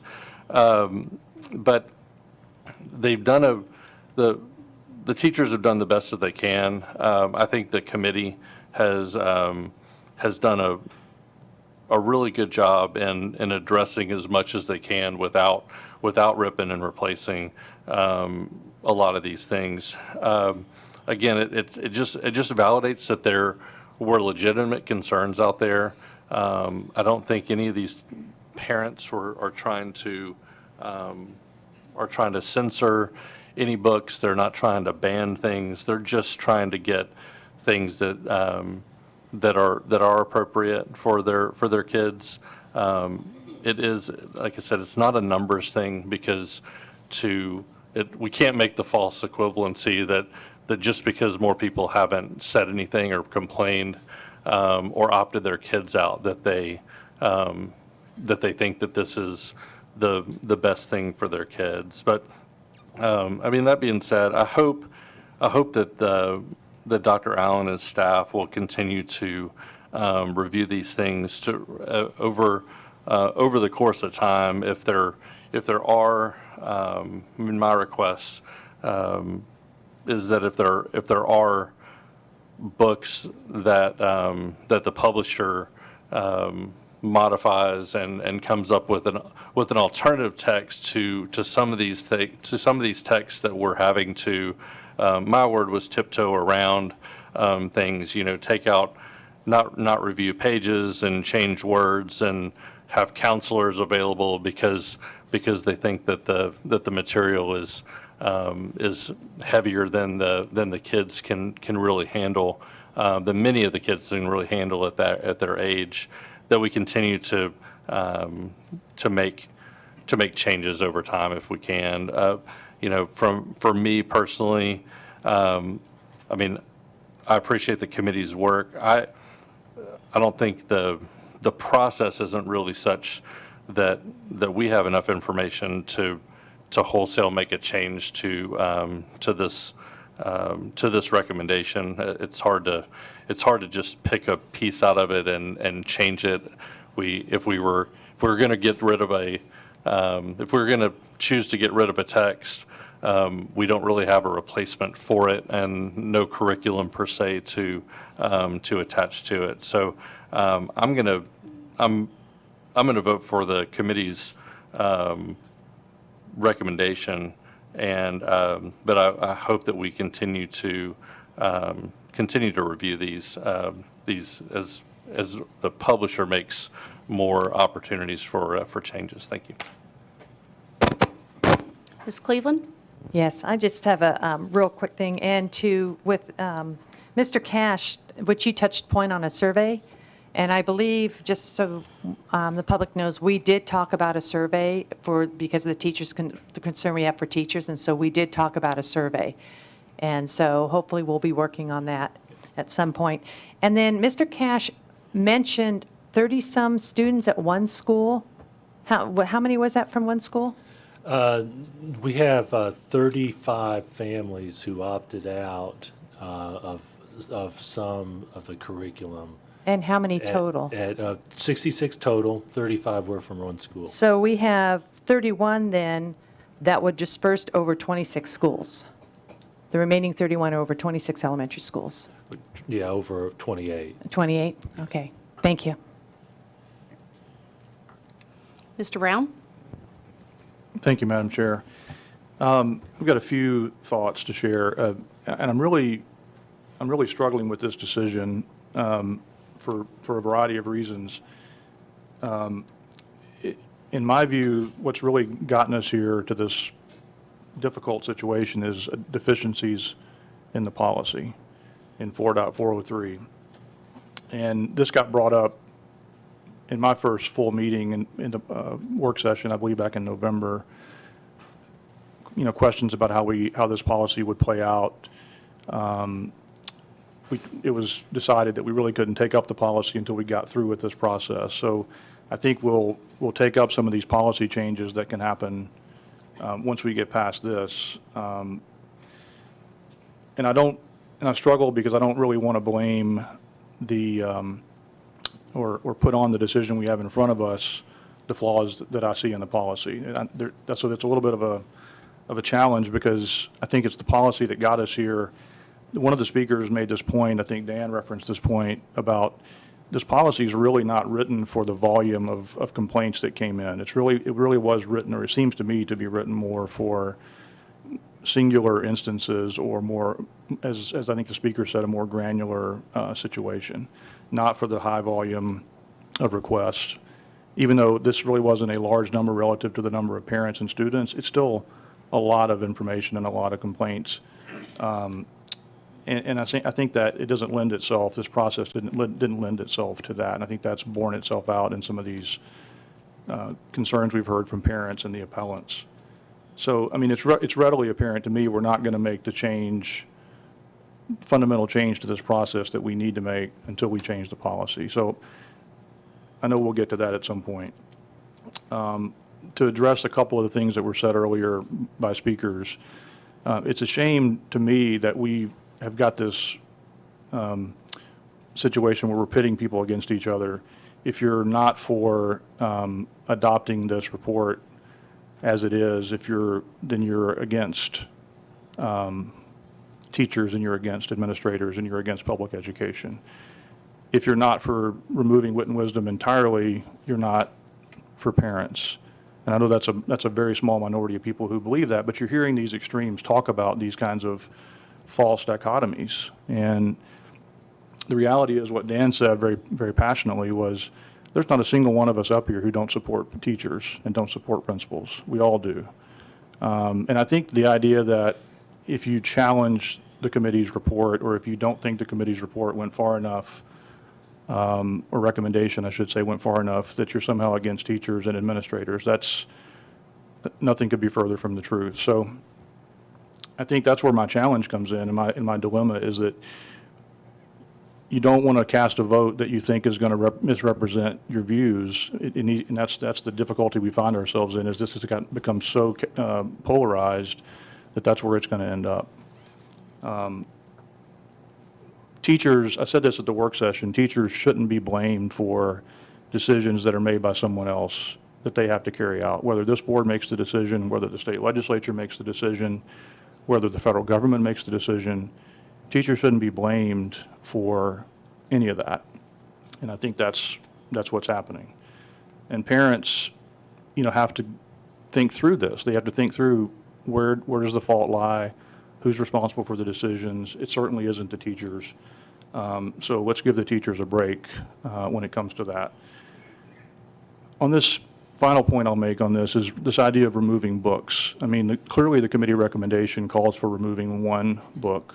It calls for making adjustments to other text and other lessons. The notion that removing books or removing text is somehow censorship or should never happen. I mean, I think it should be, we all agree, it should be really, really rare, right? It should be very rare that ever happens. But that doesn't mean it can never happen. Age appropriateness has to be considered. We should be always looking out for, is this something that should be in front of my fourth grader or my fifth grader?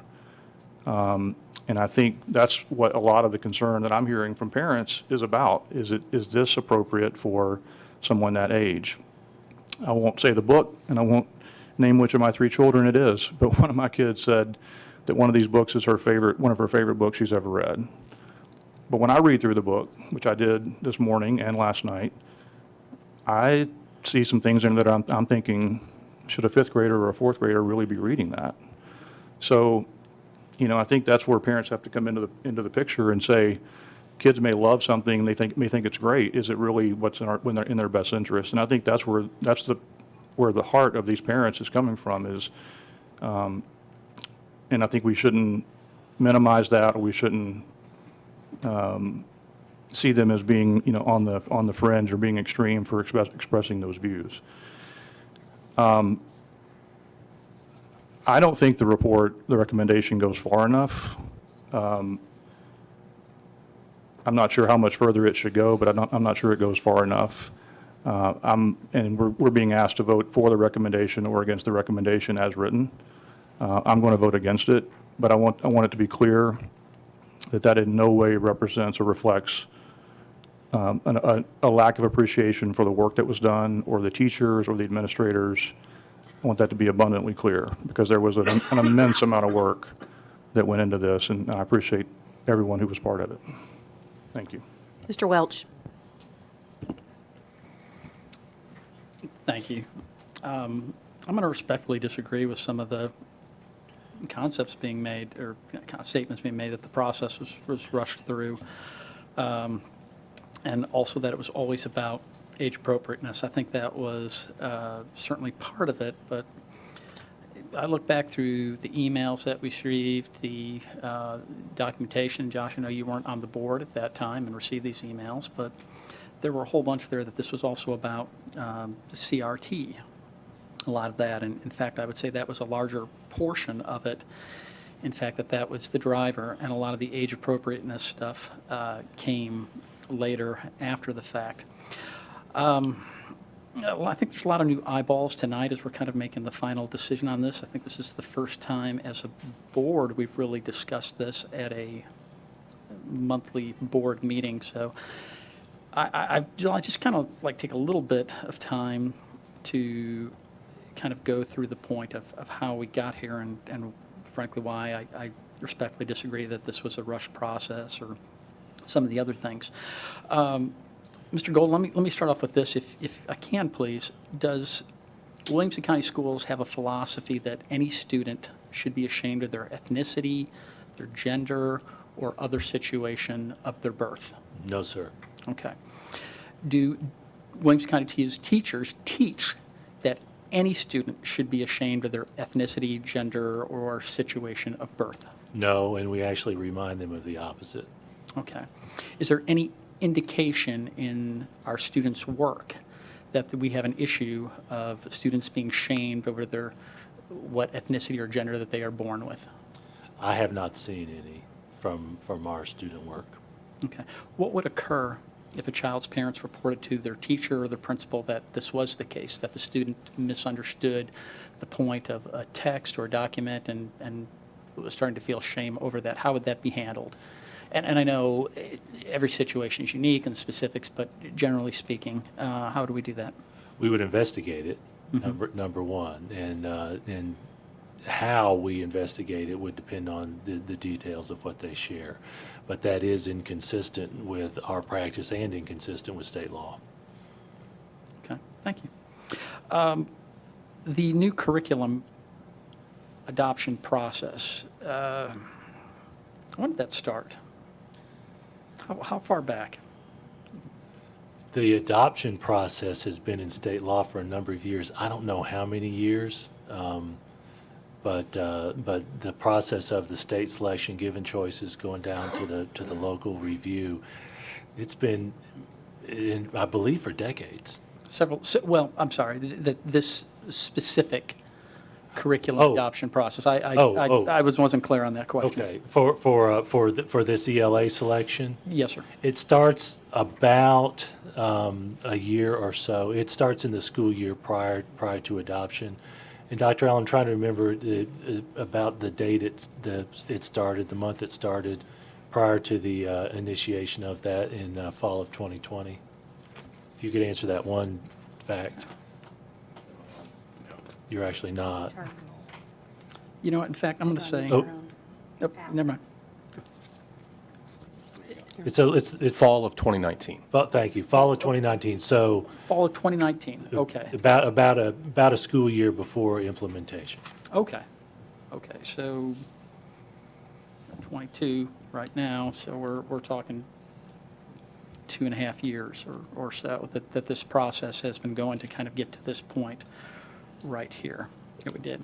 And then if I recall, the State Board of Education, they're the ones who put together our policies and the standards, Tennessee state standards, that this is what the curriculum will need to contain, or Okay. And those members of the Tennessee State Board of Education, those individuals were all appointed by Governors Haslam and/or Governor Lee, correct? I believe that's the case. I'm not 100% sure on that. 2019. I guess it's possible not, but generally speaking, yes, that would be the case. And then, once the State Board of Education sets those policy and standards, then the Tennessee Department of Education does the rubric and sort of evaluates the curriculums. Is that correct? Yes. Okay. Now, we've heard this talking point repeatedly, and I know this has even been corrected in information. We heard it again tonight. But this talking point that Wit and Wisdom is a two-time failed curriculum. We'll talk about that a little bit. If my memory is clear, every curriculum that exists out in the world failed, if you will, if that's the word that we're going to use, the first round, because it wasn't specific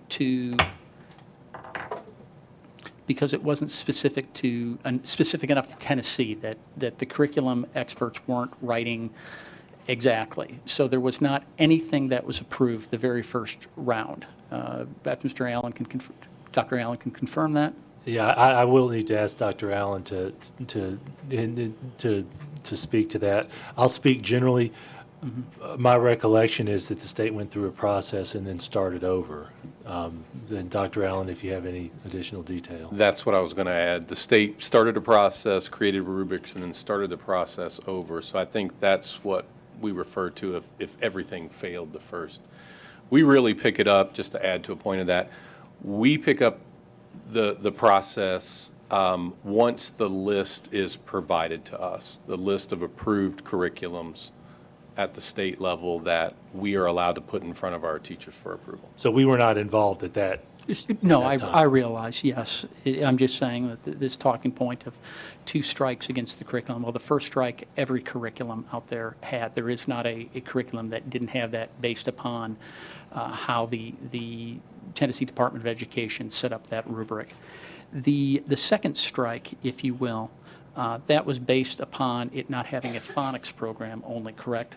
The actual material, the curriculum itself was approved. It was just minus that phonics piece. Is that accurate? We needed a phonics piece, or what they call foundational skills, because you are correct. The Wit and Wisdom reading program did not have a phonics piece for the youngest grades. And then the K through state 2. offered that phonics piece, though, for free. That added it in, if you will. Yes. Okay, so if I can make an analogy here, it's like we've directed the maintenance department for Williamson County Schools to go out and find a work truck, and we've told them that it needs a hitch.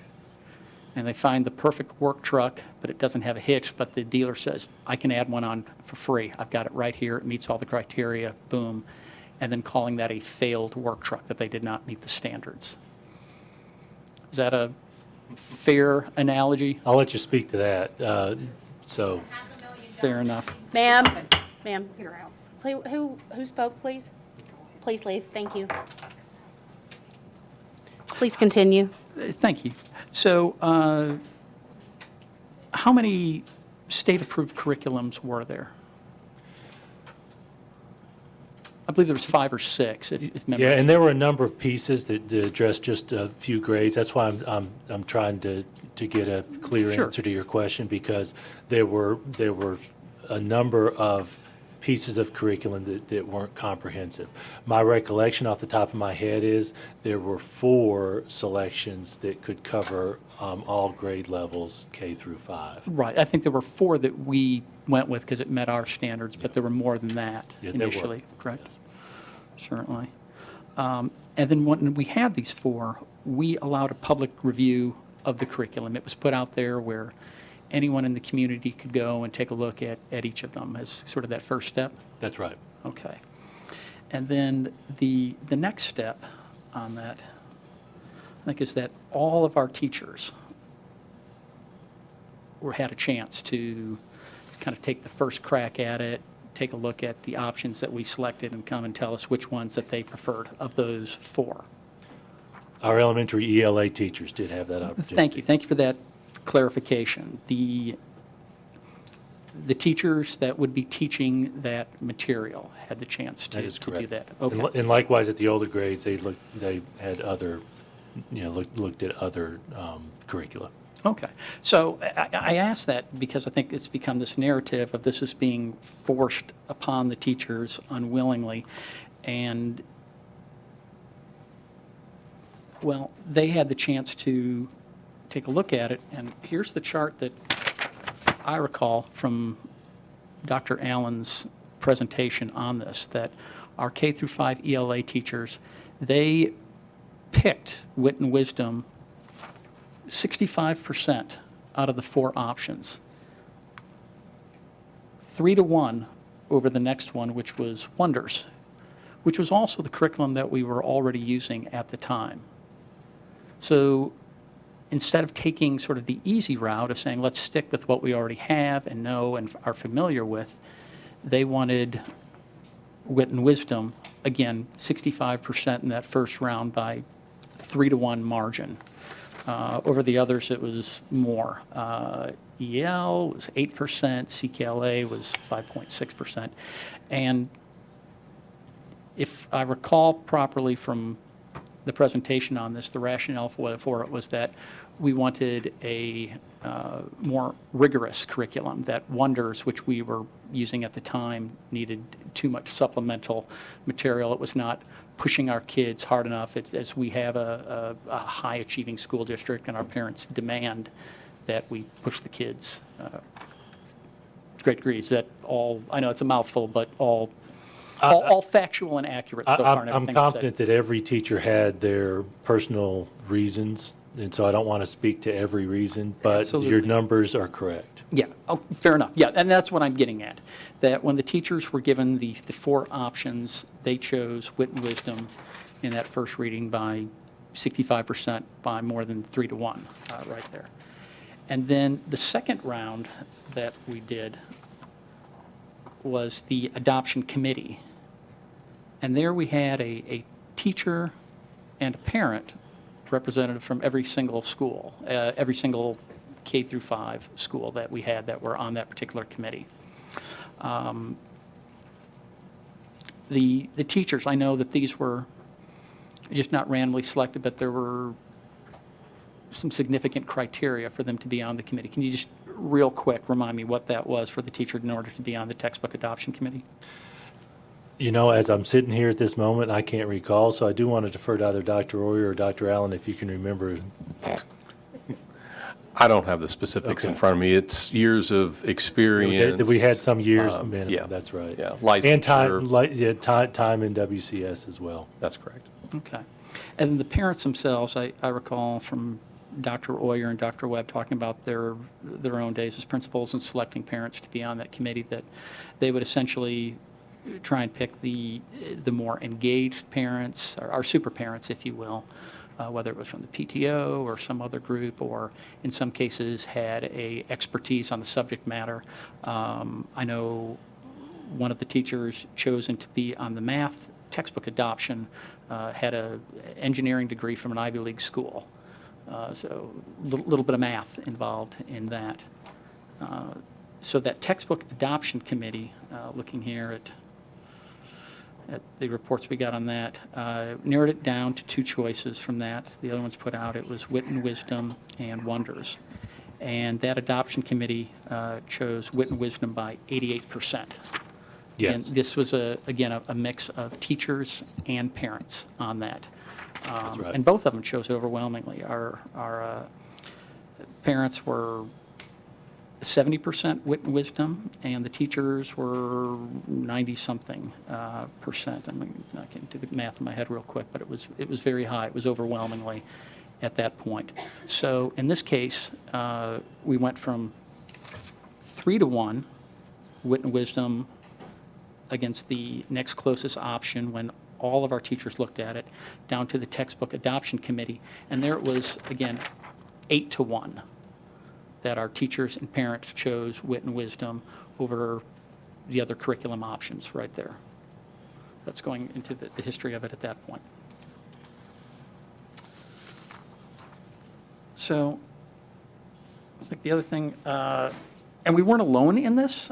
I believe, what was it, 33 districts out of the 147 are using Wit and Wisdom? That's in- my recollection, a little over 30, yes. Okay, so more than 1 out of 5 school districts in the state of Tennessee are using Wit and Wisdom currently.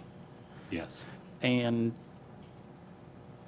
if it didn't have the phonics that we had to apply for, I'm gonna, in my opinion, I wonder if it would be even higher in that case, as we kind of came across if we didn't have to go through the extra step. Also, Dr. Allen said it's every state in the U.S. is using Wit and Wisdom curriculum. There's about 167,000 schools across the country that are using this curriculum currently. And I think if we just did a quick, say it's 300 per school, that's about 50 million kids using a kind of a nice round number. So this is not an obscure curriculum that we've got here. And as I said, it started in what, October 2019 that we went through that, the state started that process. And then, let me check here real quick.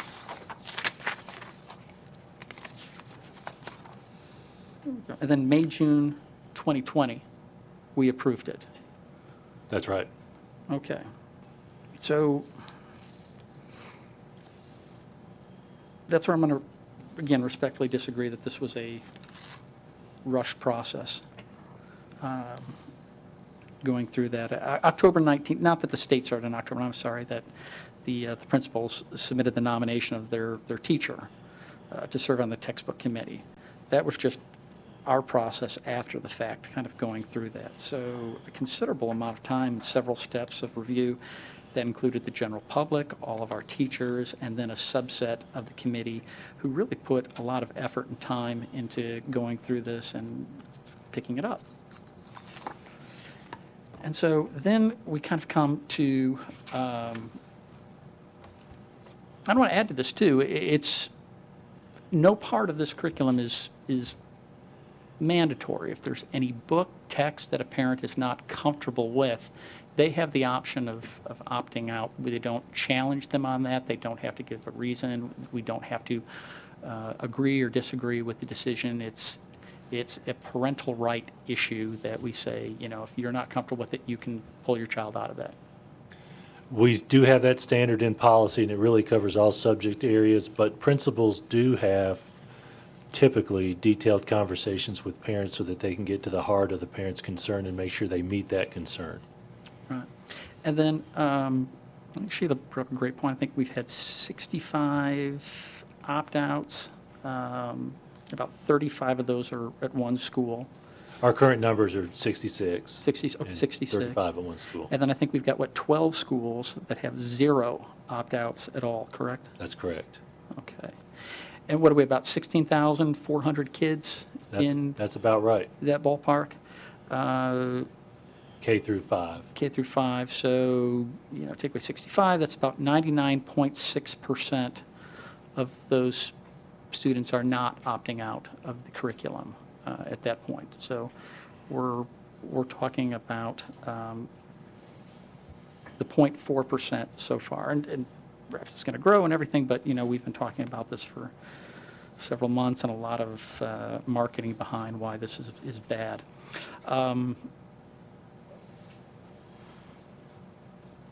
So the request to eliminate the curriculum, I believe that started around May, June, before the school year started, that we started getting those in, the emails. And the request, as I recall, I can go back and pull the emails. In fact, I have the emails right here, was that it wanted, that we were requested to skip the process. This was, here we go, Ms. Steenman, who is not a WCS parent or ever has been, but was kind of driving a lot of this. I think she described the policy as a delaying tactic. I have it here in that. Yeah. Yeah. Let's call a spade these 4.403s are a stalling tactic, which it was not. That was our policy. That was established many years before Ms. Steeman even moved to the community. And we provided that information. We gave it, and we allowed anyone who wanted to submit it. I think we got 40 reconsideration requests from 40 reconsideration requests from 37 individuals, 14 of those who had a student that was actually impacted by it.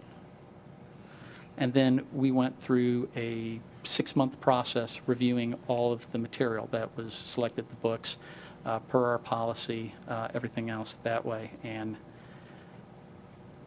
came to the decision that we have so far, which, again, it's individuals do not need to agree with. We respect that right, and certainly different opinions, but we're talking about not accepting the decision of the committee or replacing books at that point. I think it is important to take a look at what were the actual numbers of complaints, what are the people who have opted out of the material, and frankly, the appeals. The appeals, we've had 9 appeals to it, again, out of 16,400 kids that are actually in the K through 5. Of those 9, I think 4, you had said, actually have children that read the curriculum. Is that correct? Yes. Now, our policy calls for any citizen to make the request. Okay, that's fine. Or allows for any citizen to make a request. Gotcha. And then of those requests, too, the teacher's manual, I know there was some challenges about that. The teacher's manual that was referenced to that, it was not a Tennessee teacher's manual in that. I would like to ask Dr. Oyer to speak to that, based on the detail of the conversations with some of the complainants. I think she's the appropriate one to answer that. Yes, sir. Thank you for the question.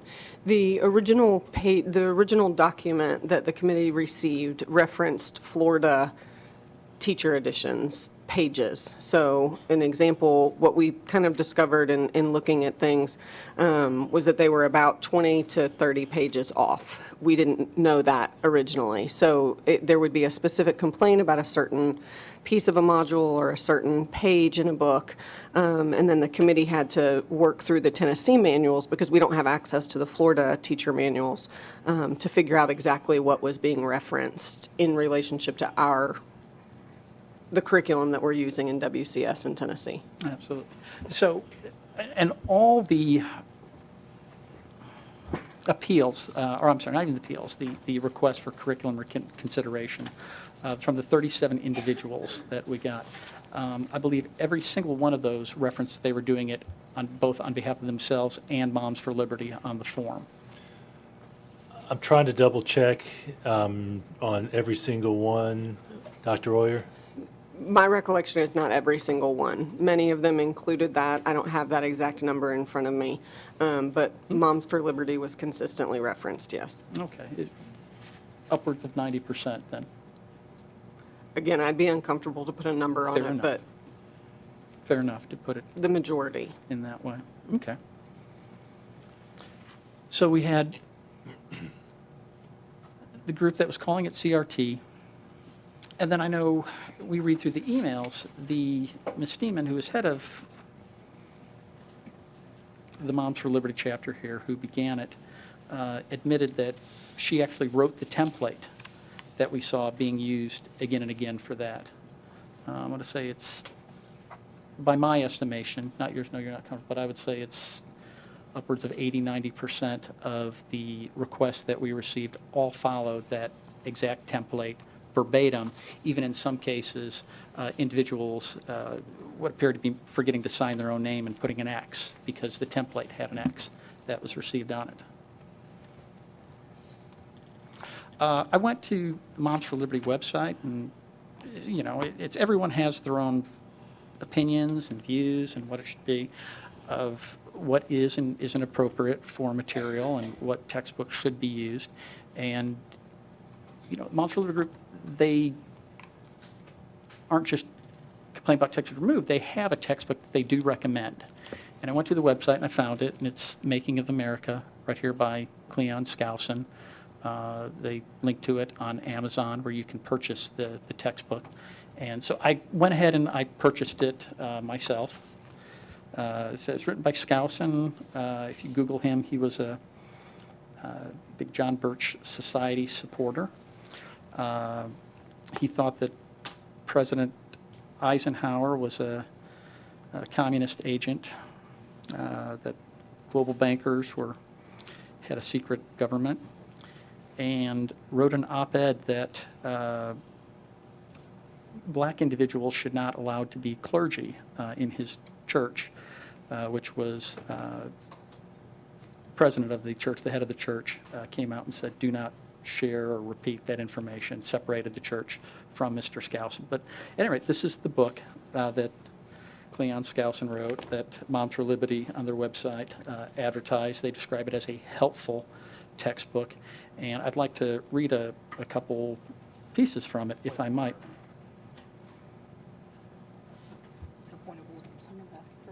I know. Speak to it.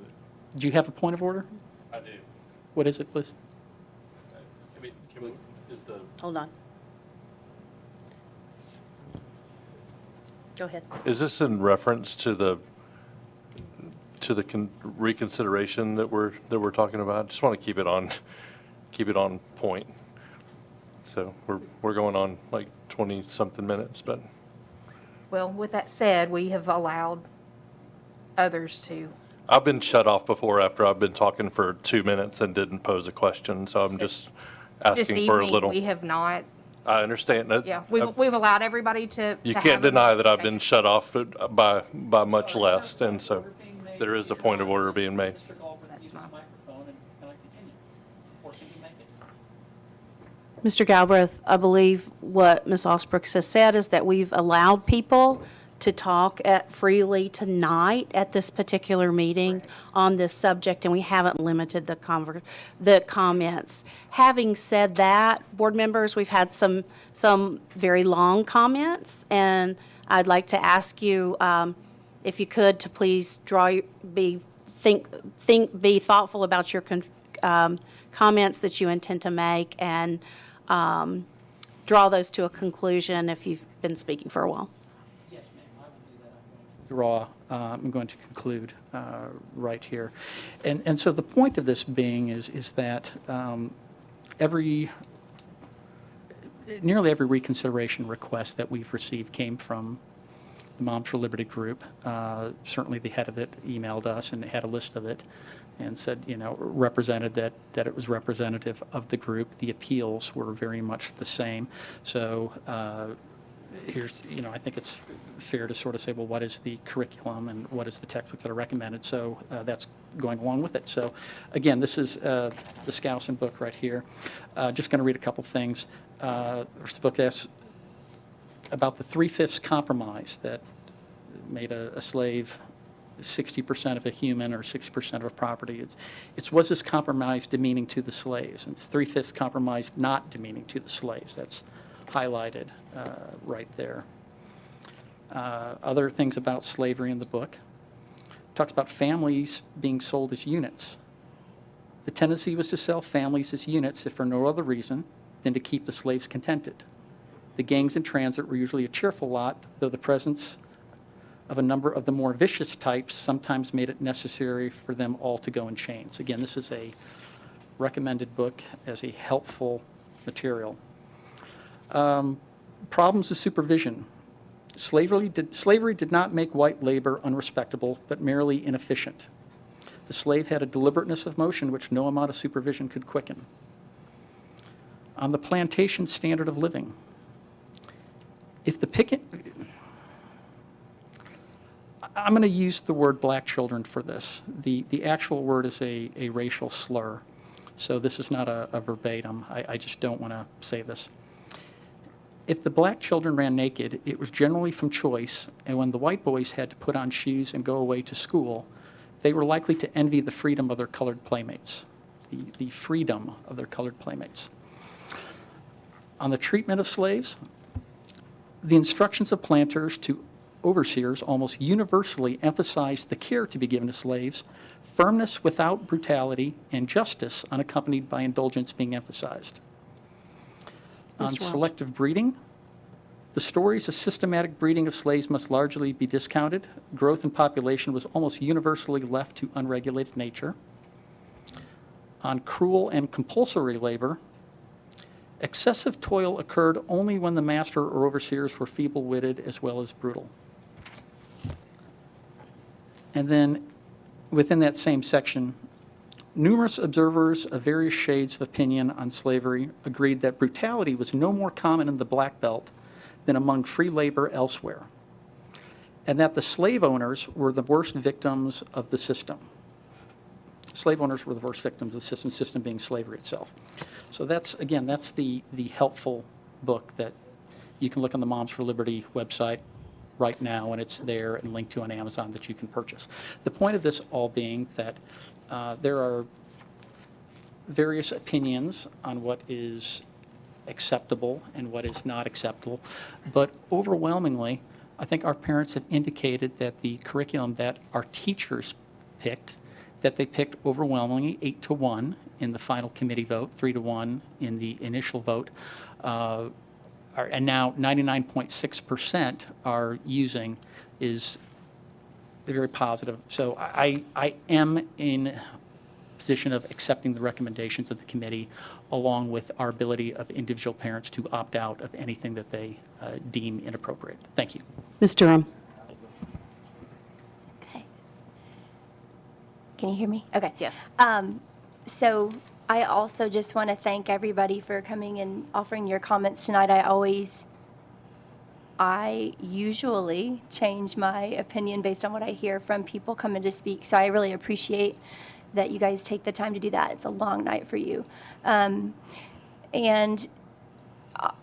I didn't know really what I was going to vote tonight walking in, so definitely the comments you guys made and that my board members made, and then conversations I've had with people shaped my decision. I am going to vote to support this tonight because I don't want to see countless more hours spent, one, on this particular thing, because I do believe that a lot of time has passed, which would be one item I want to make sure we address, is quicker resolution, very intentional nimbleness to address these things when they come up. I agree with lots of comments made around not grouping everything together and trying to address all of the issues, but taking them one at a time because they deserve to be heard one at a time. I'm not going to go into my lengthy list of things I think we do need to focus on because I want to respect the time. So I'm going to do that at policy, and I'm going to suggest that we address it through policy. There's a lot of stuff that needs to be looked at, and I have a lot of opinions about what, some of the comments were tonight, agreement with some and disagreement with others, but I appreciate everybody's work on this, and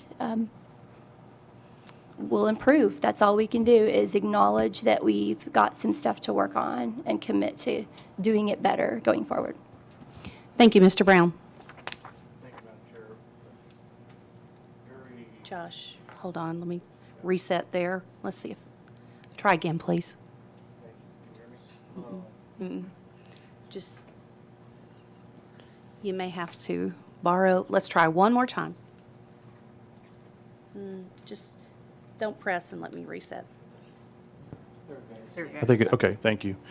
Very quick point of clarification. One of the things that I had seen in some of the emails we got over the last couple of months was reference to the Wit and Wisdom not having as much time to be reviewed as some of the other curriculums. I know it was pointed out that the process started in November, I think, of 2019. Can you clarify, Jason or Dr. Allen, whether Wit and Wisdom was available in November of 2019 or whether it was made available a few months later? Just to clarify that point, because that's been brought up several times. Dr. Allen may have the dates off the top of his head, but there was a window of time where We learned that other districts were considering it with the phonics component, and we checked with the state and knew and learned that it was a possibility and introduced it to our teachers. I don't have the dates. Dr. Allen? I don't have the dates off the top of my head either. It was introduced, just as you said, Mr. Golden. It was in front of our community review.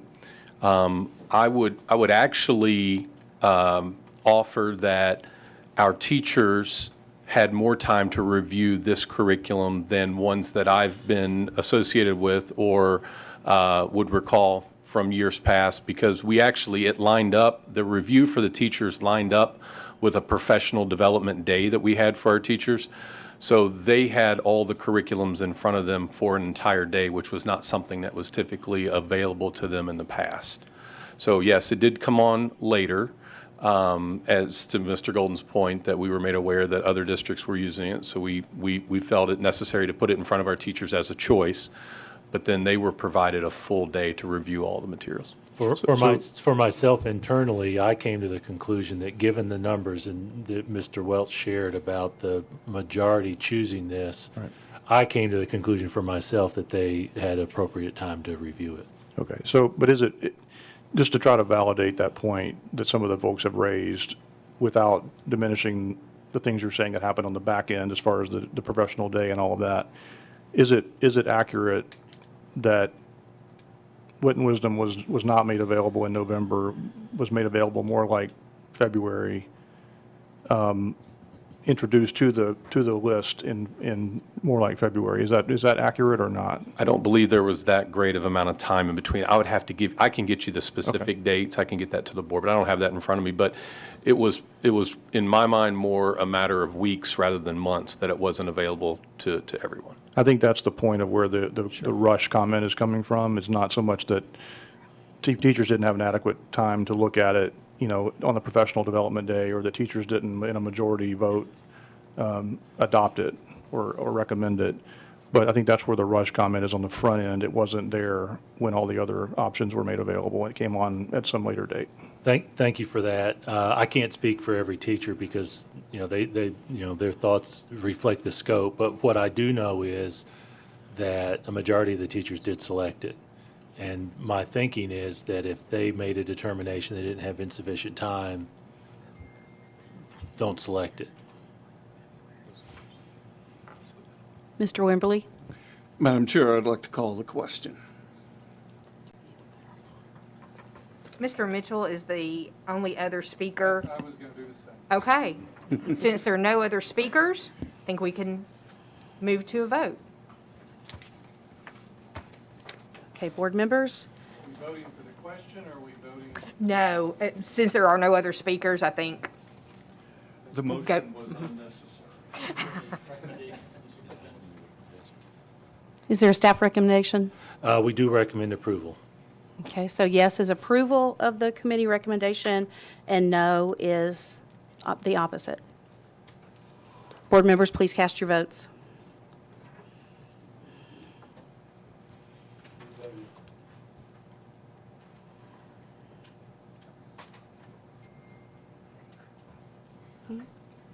Oh, his mic.